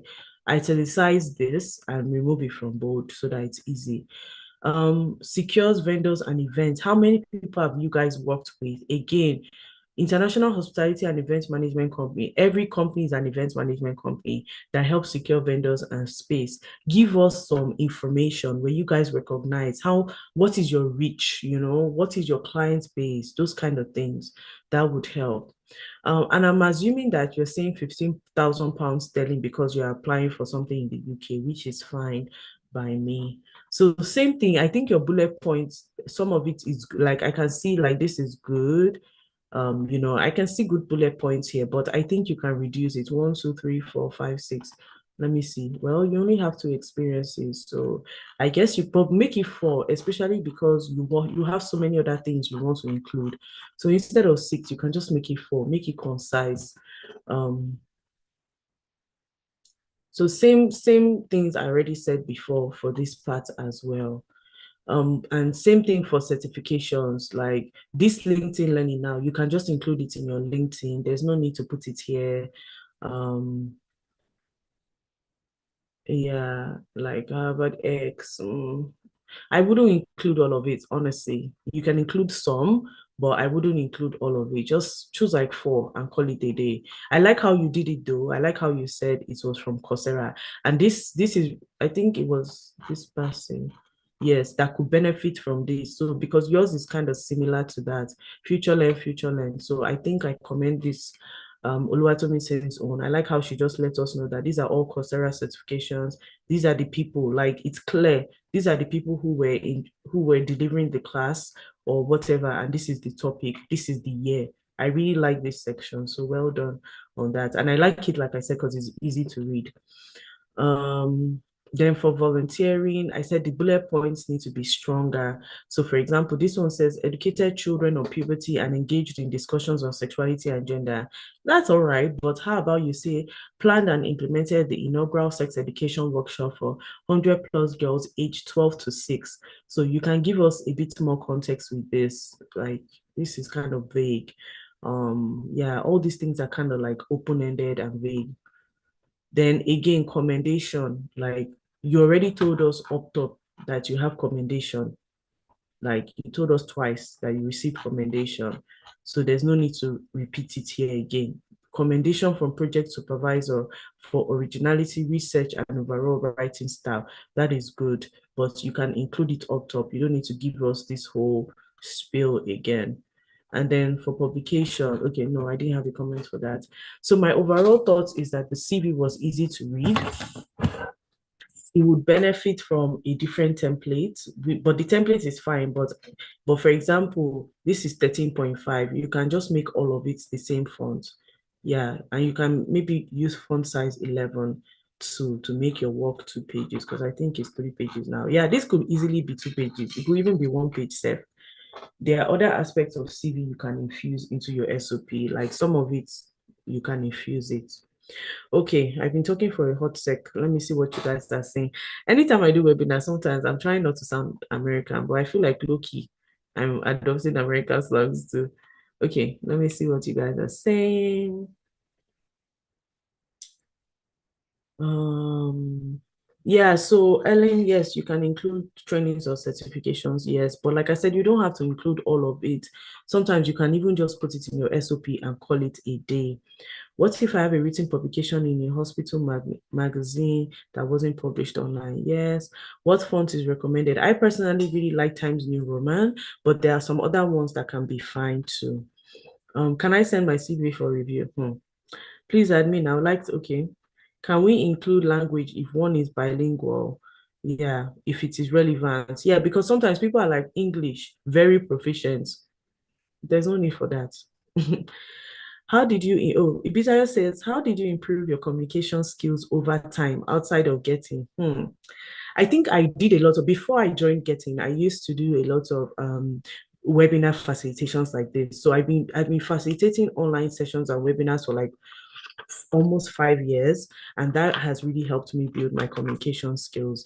I take up things like this. This is actually the 4th time this year alone, just this year, the 4th time I am doing a session on CVs. So I've told people, my friends, that I'm looking for opportunities to speak for free, and people have been like, oh, Faye, come and talk to my students, come and do this. And so I just do it, and the more I do it, the better I get at it. So Is having a LinkedIn profile essential? I would say it's good for people to know more about you, and your LinkedIn can reinforce what you are saying in your resume and in your SOP. And as Get Insiders will know, your LinkedIn, it must correlate. There's that one document strategy. If your LinkedIn is just there, you don't have anything important, honestly, you might as well not look at it. But some people might Google you or they might check for you on LinkedIn. So if you look at my own LinkedIn, it's giving, if I do say so myself. So make sure that your LinkedIn is working. Okay. Of the 3 CVs, which header would you suggest we adopt? I'm not sure what you mean by header, but let me see. I think I liked this. This is the thing when you're using double screens. Header. I do like this header, actually, if this is what you mean. I do like this. I like it. It's succinct, it's a good use of space, even though there's still some white space here that can see, it can be squeezed a little bit more. I will show you mine in a sec. Okay. How do we get the link to the review? Kosi, you can ask Jimmy about that. I should be able to help you. Thank you, Ellen. Yes, I've been practicing for a while. Should we convert our money to USD or pounds? Yes, that's something that we encourage, just to give context, because if we're being honest, do people know what 5 million naira is? And 5 million naira and $5 million, they're not the same thing. So it helps to give context. All right. I'm done reviewing the 3 resumes that I had, and I hope that you guys were able to learn a lot of things from here. I'm going to transition into something else. Actually, I would love to kind of close out a little bit on the webinar. This other part is optional. I just want to give you guys some tips and some tricks. So if you can, Jimmy, do I have permission to continue? I know that we're kind of running out of time. Just a minute. I want to quickly, before you go on to questions, I don't know, have you already handled the question section already? I think you already answered Yes. questions already. I already told Kosi, I've answered you. I said you're going to get the link already. I told you that already in the chat box. Okay, so, but before we move along, I just want to ask you guys, what has the webinar been like for you so far? I want to read from you guys in the chat box. What has it been for you? What's one thing you have learned from this webinar? And what is one thing you're going to apply to your CVs? Now, those of you that have your CVs in my inbox, because before I open that thing, go and redo it.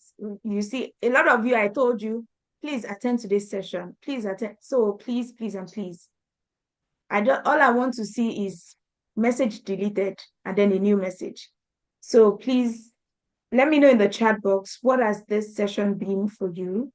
And what is one thing you have learned? And what is a major thing you are going to apply to your situation? So just let me know in the chat box. It's straight bullet. I'm attacking some of you indirectly. I'll just not call names.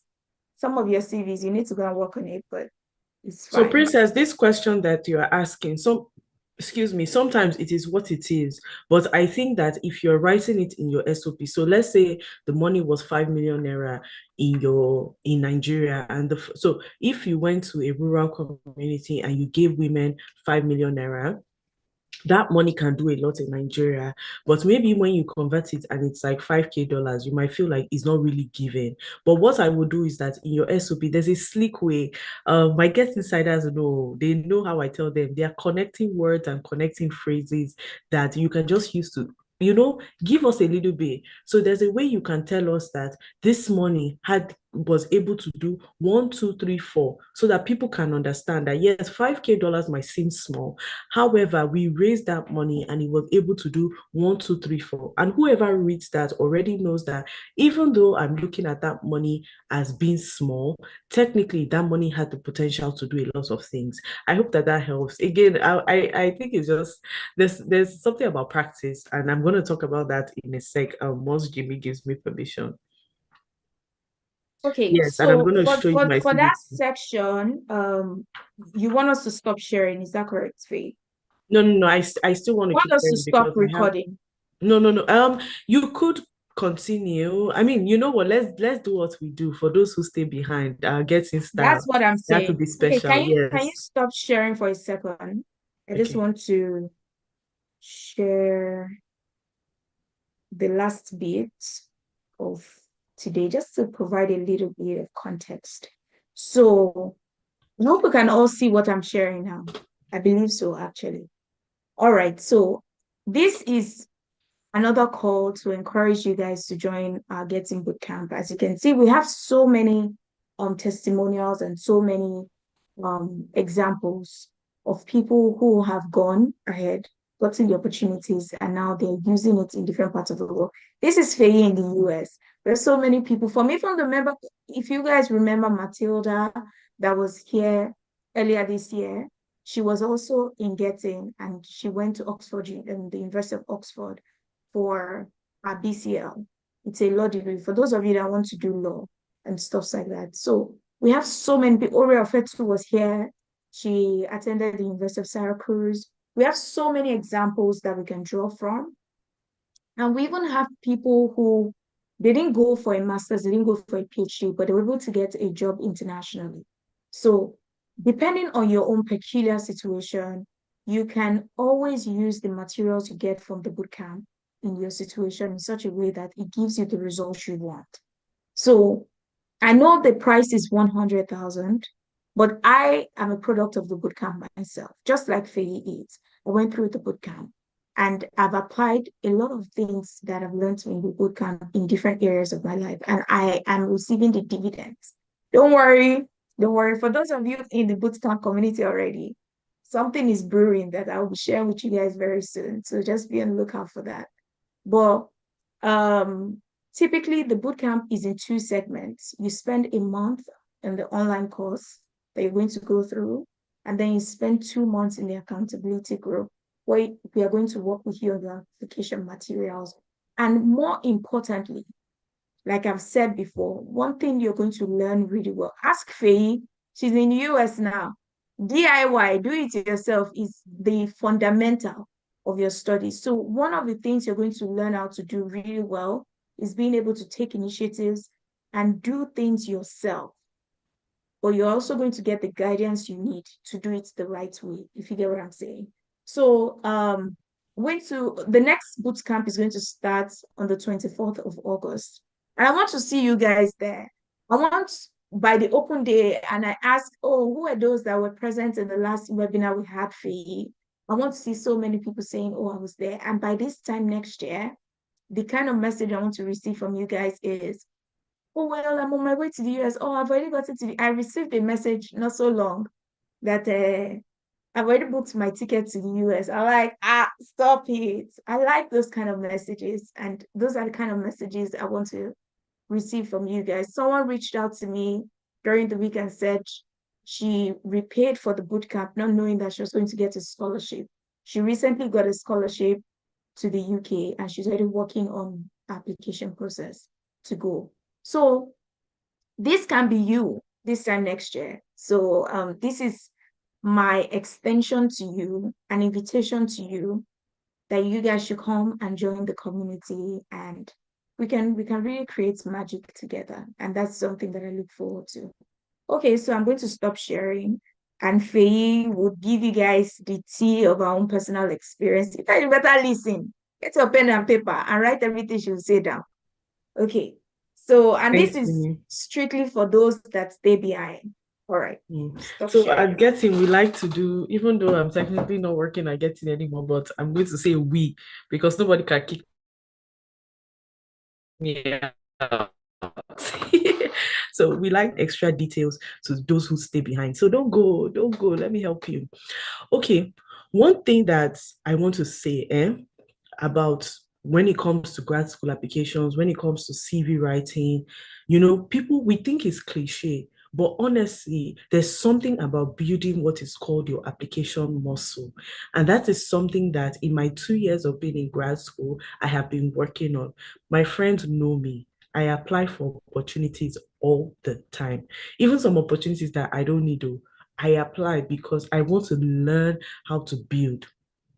And sometimes applying for opportunities does something for you. What it does for you is that you become familiar with questions and you are able to think through what is expected of me. When it comes to CV writing, when I started writing my CV for the first time, trust me, when I look back to some of the CVs I wrote, I cringe.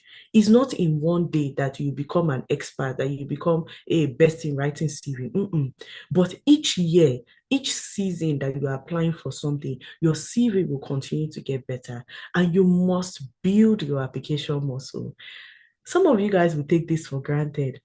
Even if you are in the boot camp and you decide that, I don't think I want to apply to grad school again. They say, go and be applying for jobs, be applying for fellowships. That is the secret to getting better. The more you get rejections, the more you get better, because you start to know what works and what doesn't work. So in the spirit of sharing, I always have free things. Are you guys here? People pay for this, so I'm giving you FOC. Okay. I'm going to share my screen now to give you guys some more tea. Be writing, jot things down, jot things. Okay. Angela. Samsung, you are destroying us with Angela. Okay, as I was saying, jot things down. Okay, let's go. So sharing my screen, I'm going to show you guys how my CV was. Okay, I'm going to close these actually. I'm going to show you guys iterations of my CV from when I joined Getting till now. So I first did Getting in 2021. This is 2024. So just around 3 years. So this was after the Getting Bootcamp, and they were like, okay, do your CV. And I was like, my old CV is very bad. And I decided, look at this, 5 pages. For what now? Even scrolling is stressful. Like, people should look at it. You get, even scrolling is stressful because it's like, what is this? What's happening here? You understand? So this was like one of my first CVs. I have them, as you can see, it's even resume 4, because I was constantly changing CVs, because I felt like I would see somebody's CV in the Getting Bootcamp. I'll say, who is this person that has a CV that is fine like this? I'll go and copy it. Then I'll realize that that's not relevant. So just look at this. Why? First of all, wastage of space. What is this? This was first of all, this one, I just typed it. I didn't even use a proper template. Then later on, I was like, okay, let me move it better. I think this was my first CV before that one. I don't even remember. But I decided to create this one too, 3 pages. References. You see, myself, I used to write references available upon request. And I didn't have any justification for writing it though. I just saw people writing it. I went to go and do my own too. These are the things. Then I was talking about my voluntary services. Look at all this vibe. Can you people see? Writing. Look at all this. What is this? Just dumping information. Even though some of my bullet points were good, like this one now. I'm feeling myself go. And this was the 2021 after I did the Getting Bootcamp. Moving on. So by the time I was applying to grad school, honestly, I won't lie to you, some of these CVs, I used them for grad school, which I cringe at now, because I remember using this CV to apply to graduate assistantship. Nobody even called me back, which I was not surprised.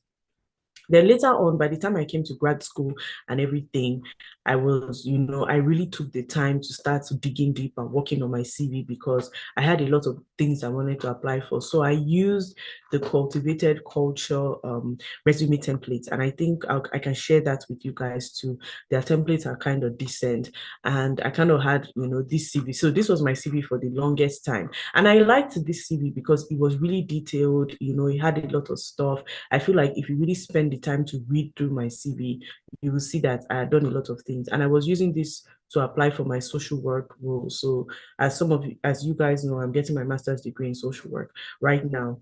So I was using this to apply for some of my social work roles. And I was getting called back. Like, people liked it because it was really detailed. However, at some point, I didn't like it, because I'm like, I don't want this color anymore. This CV is too packed. It can feel a bit hard to read. Yes, I've done a lot of things, because I got to that stage where I had so many things that I just felt like I must put everything on my CV. But later on, I changed my mind. So after changing my mind, I came to this template. So this is more like a 2-page. I'm going to show you. So this is a 1-page, concise. I've done a lot of things since, if I even put only my experience since 2022, without putting my after school experience, my NYSE, I would still be able to fill 2 pages. But I had to get to the point where I said, if somebody needed to know my key experiences in 1 page, what would it be? So I've changed my contact info because I don't want anybody looking for me. FYI, if you're trying to connect with me on LinkedIn, make sure you put the description. Hi Faye, I'm connecting with you from today's webinar. If not, I might not be able to respond because I'm trying to curate my LinkedIn connections properly. So if it looks random to me, I might not answer. So make sure you let me know where you're from. There's a way to do that on LinkedIn. I'm sure Jimmy has taught you guys. You should know. Okay. So you put your city and your state. So this will just have where I live and my state. I'm in Illinois at the moment. This will have my phone number. This is my school email. So I put my school email when I'm applying for internships, just to lend credibility to the fact that I'm a student. And then, like I said, I just hyperlink my LinkedIn. And if you click on the link, yeah, can you see? Before you even click on it, you should be able to see my LinkedIn. Are you people still here? Are you jotting things down? Are you people still here? Let me see. Nobody's saying anything. They say, please, we need the templates. Nigerians are asking for templates, 5 and 6. I should teach you how to hyperlink. Okay, I will try. I only have 30 more minutes here, but I will try to infuse everything. Then I go to my summary. So I said, Master of Social Work student transitioning into L&D, blah, blah, blah, after 4 years of client-facing roles, diverse experience in program and community management. CO is not everything. It's not everything that you'll be having skill section. This is my skill, program and community management, training and curriculum development, and delivery of projects that contribute to organizational goals. Virtually coordinated. It's not everything that you must have skill section. Sometimes, through it in shortly, manage digital skills training of over 100 youths through the Innovate for Africa 1-year fellowship. Again, give context, because somebody can be like, what is the Innovate for Africa? The Innovate for Africa 1-year fellowship program, which targeted low-income students and increased the cohort employment rate by 70%. Transfer these competencies to provide education consulting services for 700 plus students. This should be 1,000 plus students, resulting in access to global opportunities and over blah, blah, blah, blah, blah, in scholarships awarded. It's not everything that you must, people, there's a concise way to write things. Are you people following me? See, as I'm whispering now, are you guys here? Okay, moving on. Then for my education, I just have, again, I keep it simple. Now, people have a lot of conflicting things. Some people say RGPA, some people say no RGPA. I don't know. I alternate between the two. Illinois State University, location, Masters in Social Work, year I'm graduating. University of Ghana, location, BSc, year I'm graduating. Concise. No, it's not everything that you must write 50,000 pages. Sometimes keep it simple, because some of you will say, I cannot put my experience in 1 page. Oh, I've done too much. I've probably done more than you. You can put your experience in 1 page. Then professional experience, curate it carefully. Carefully. It's not everything that has to be on your CV. Curate it carefully. Carefully in the sense of, what are the things that must stand out for me? And if you see each of my bullet points, if you read it yourself, you will know. Now, let me show you another place. I don't know if I included it here. Okay, I don't think I did. Okay, see something now. Instead of creating a skill section and including Canva, Zoom, and Google Suite, see what I did here.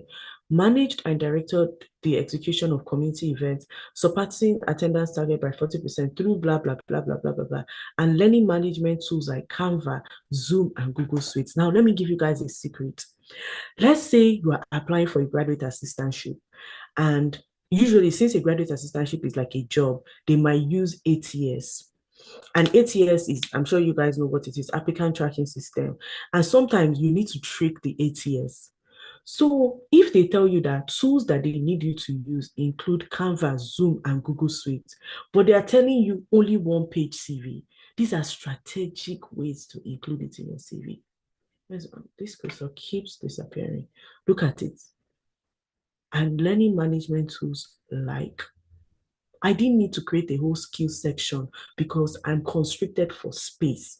Now, this is my 1-page CV. My 2-page CV is different. But when you don't have a lot of space and you want to include a lot of important things, there are strategic ways to do it. It's not everything that you'll be dumping. If you look at it, same thing I did here. Sometimes reaching 2,000 plus attendees. Just look at subtle ways. And that's all. So same thing I did here. And I usually hype now for this one, I don't know if people ever look at it, but I usually hyperlink because I think I shared earlier that a lot of my experience is in virtual facilitation. So I usually hyperlink for example, if this webinar has a recording, I would hyperlink it so that if someone is curious, they can look at it. But I don't know if anybody ever does, but that's my own thing. And so on. So simple. Are you guys following? Are you feeling my resume? Do you guys have critiques or do you have questions? I'm open. We learn every day.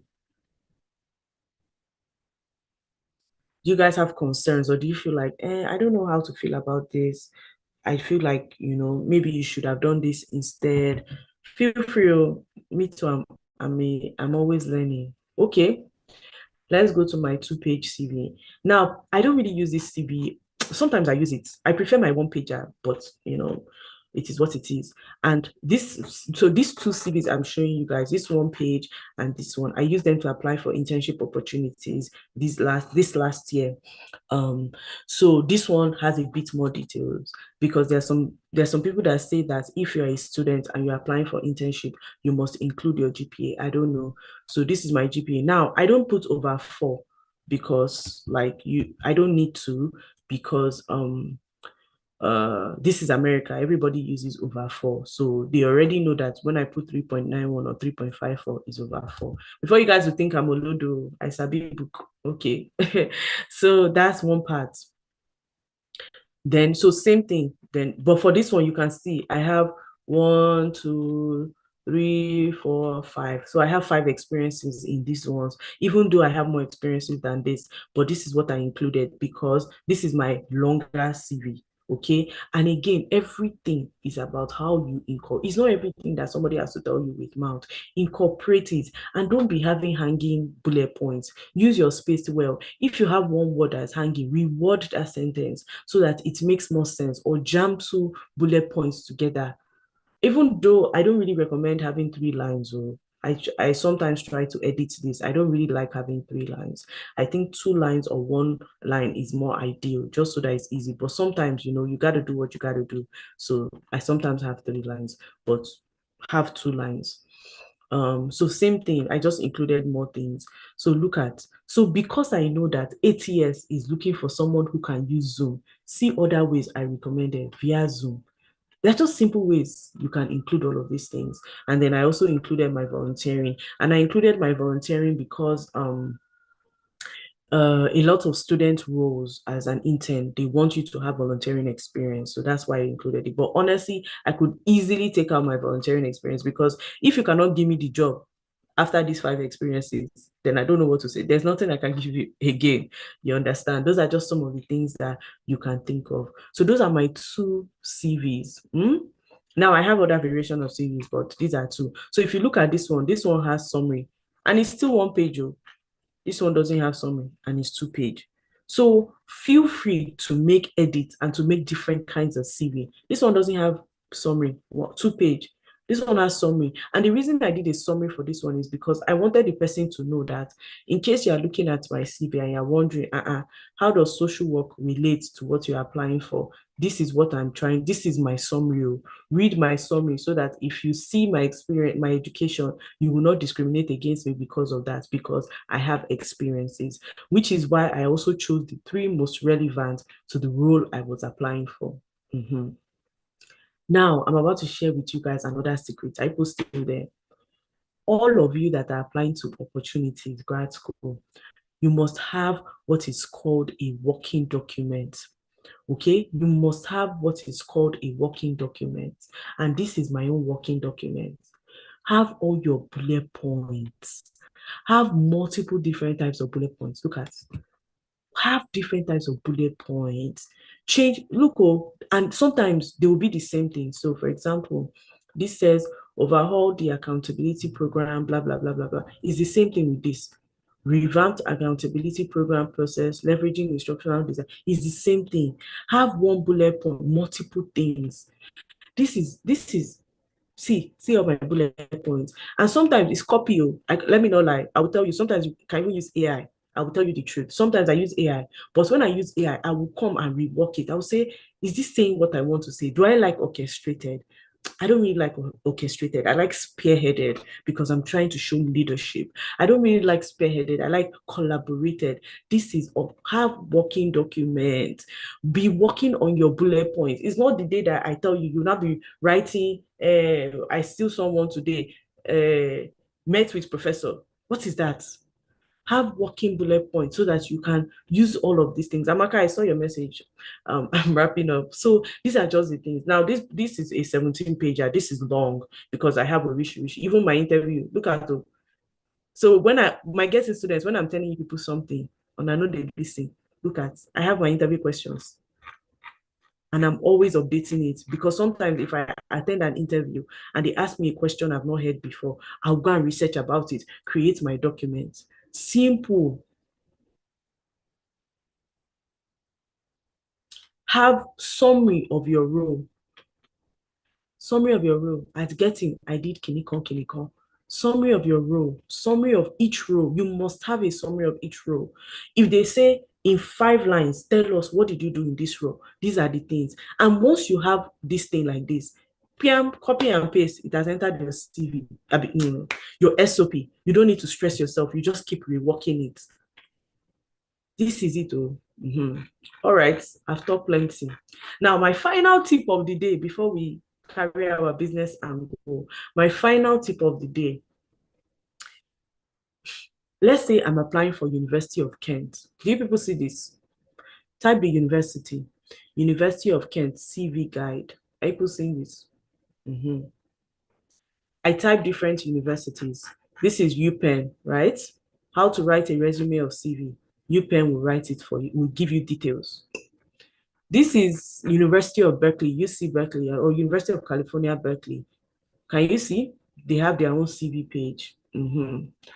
This is Illinois State University, which is my school. They even give you different examples so that you know which one to use. And now, I didn't say go and copy template, because some of you just go copy templates.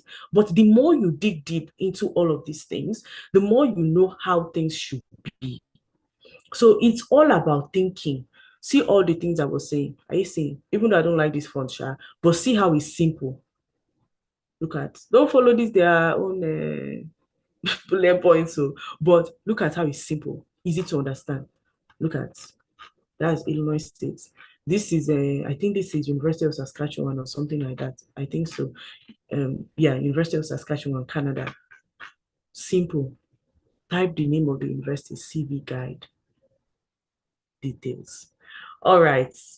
I think I've shared enough expo. Let me come and be going. If you want more expo, send funds. Okay. Anything else? Last comments. I know somebody said about using AI. So the AI I have used before and I can vouch for is called Resume Worded. And Resume Worded, you have to pay for it. It's $40 for the premium version, because if you use the free version, they give. But if you and somebody want to share, if you have a friend and you are committed, you are like your accountability partner, pay the $40. It's a 1-month thing. Create 5 different copies of your CV. I promise you, it is useful. It will rewrite your bullet points for you. It will, and obviously, you're not going to copy and paste what it gives you because it's AI, it's not a human being. You need to make sure that it makes sense. You need to make sure that you're not sounding mechanical. So when you copy and paste all those things, you revise it. Sometimes it will tell you orchestrated, but orchestrated is not the right word. You have to change it to collaborated, to spearheaded, but it's doable. This tip I just gave you guys, I didn't say go and copy template too, because some of you guys now, no originality. PM, you have got to copy template. I don't know, I've been saying PM. I don't know who taught me that. You have got to copy template. Let me switch to my American accents. You've got to copy templates. Don't copy templates. Just read through all of these things.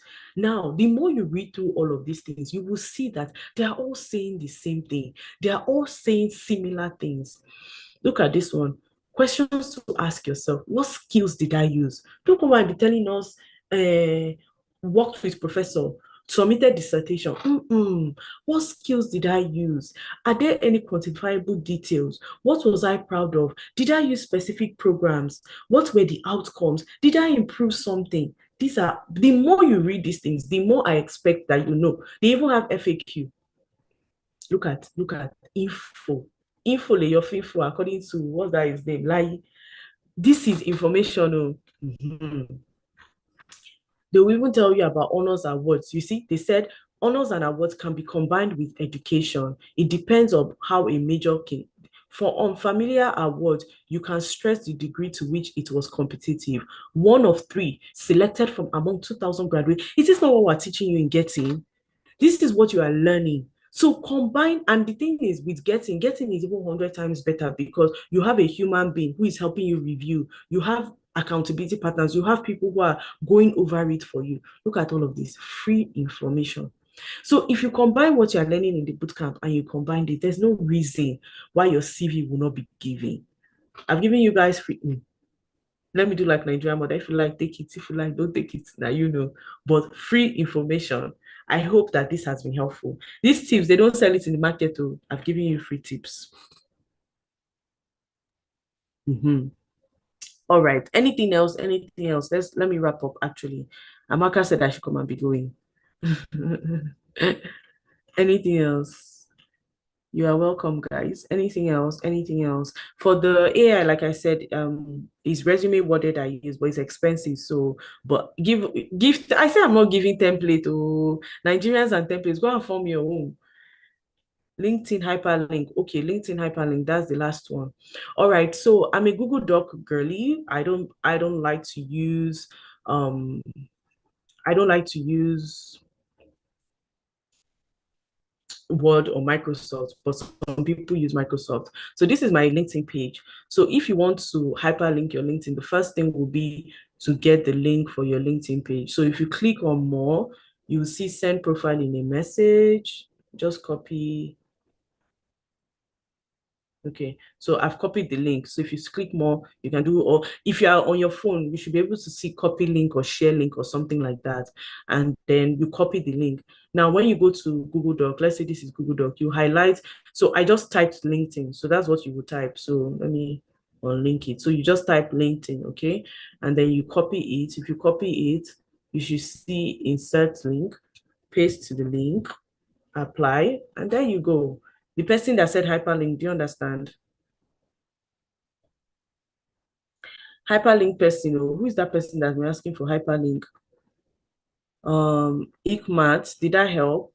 I should come again. Okay, go to your LinkedIn, Ikmat, right? Go to your LinkedIn. If you're using your phone, I believe you should find a way to navigate into like more or something like that, or copy link or share link, something along that lines. But on my desk, laptop, what I'm clicking on is send profile in a message. So when you click on send profile in a message, just click somebody's name you get and then copy your link. You can do it like that.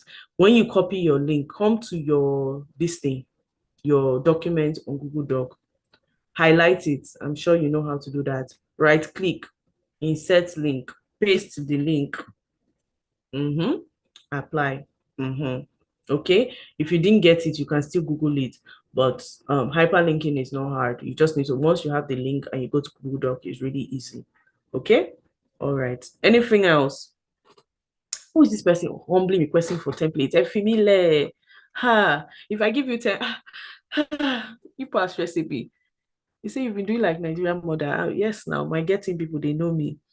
You guys are welcome. Please use all these things I've shared with you. They know they say I'm for market. There's no point talking, and your CV will still be giving rubbish. Please. And let me tell you, as I said at the beginning, it's not one day. Invest in your sometimes this my CV. Do you know how long it took me to get to this point? And even this, there are sometimes I'll look at this CV and I'll say, I don't like this CV. I want to change it. You must keep working on it. You must keep improving it.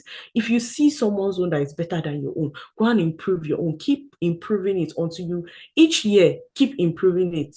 So it's not something you learn at once. If you don't work on your bullet points, you are never going to be able to get your CV to where you want. And you don't need to go and work on your bullet points. Yeah, resume worded is really good. And if you and your friend have money, seriously, pay for it. Can you share your summary on the other CV? Why you want to copy? Don't copy, you do your own. But this is it. Okay. All right. Maybe I'll if I see the bootcamp attendees another time, I will consider sharing you guys my CV. I'm not sure yet. Font size is small. Yes, my font size is small, and that's because I'm squeezing things inside. It's 11.5. 11.5 is not too small. If somebody looks at this on a desktop, which they will be looking at it's all right. But you can increase yours to 12 if you want. But when you're trying to squeeze everything into a one pager, you got to do what you got to do. Anybody else? Okay, final. Any other thing that's important? I will use it for sure. Thank you. You're welcome.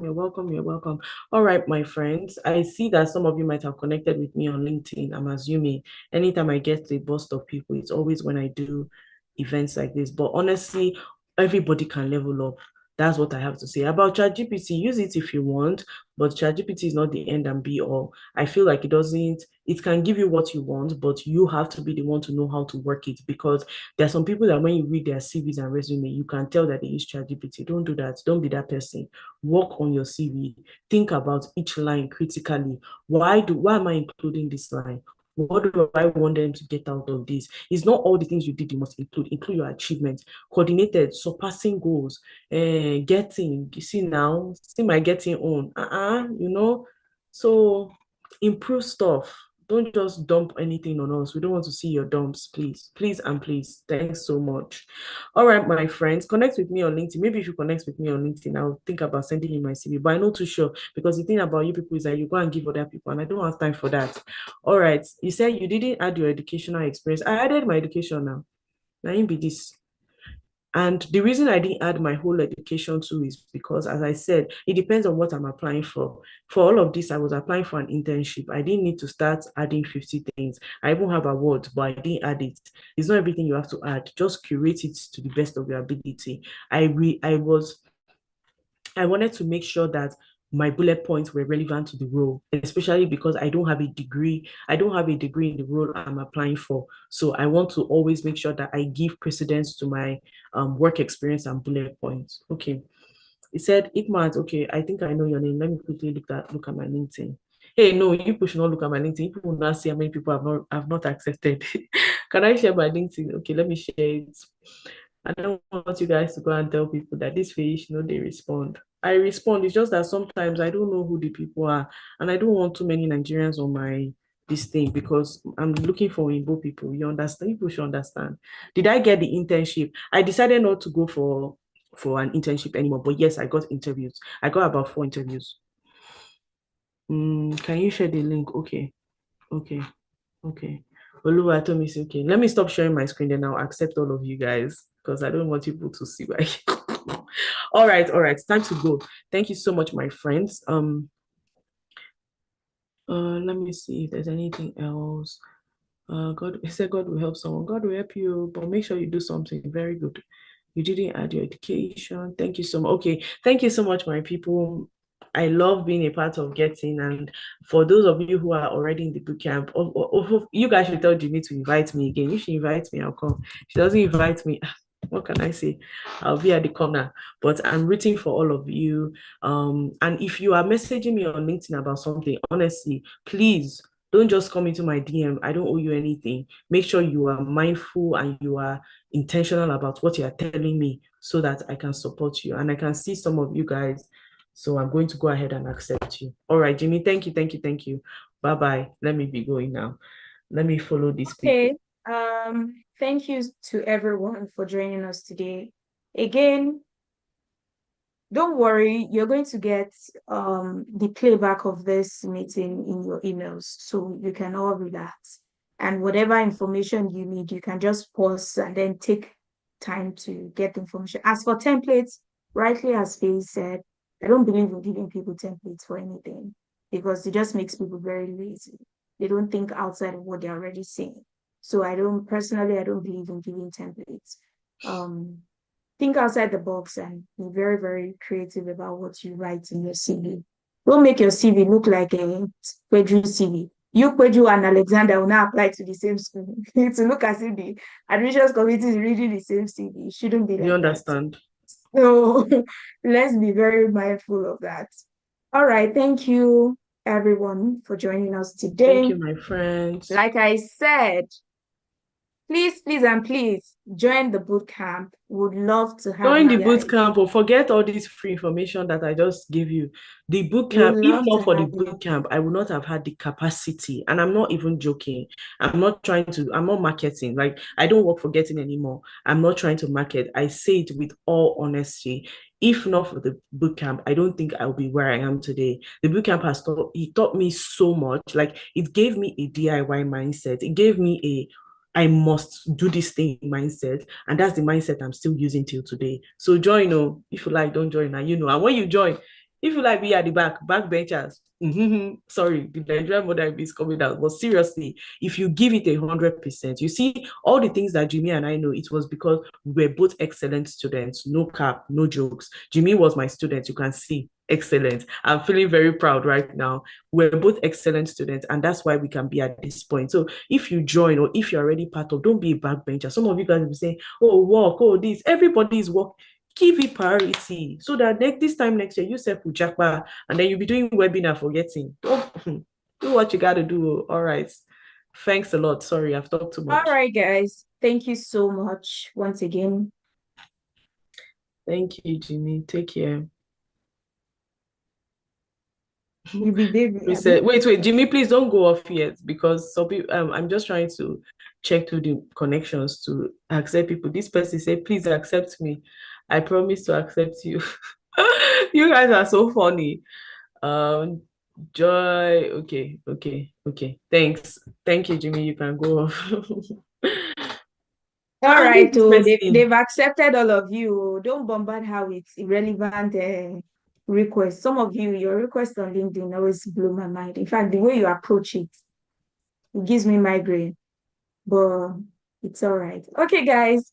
Bye. And for our already boot campers, let them know in the chat box how amazing it has been so far, what you have learned, and connect with people to join as well. Thank you so much. Thank you guys for joining us today. Thank you. All right.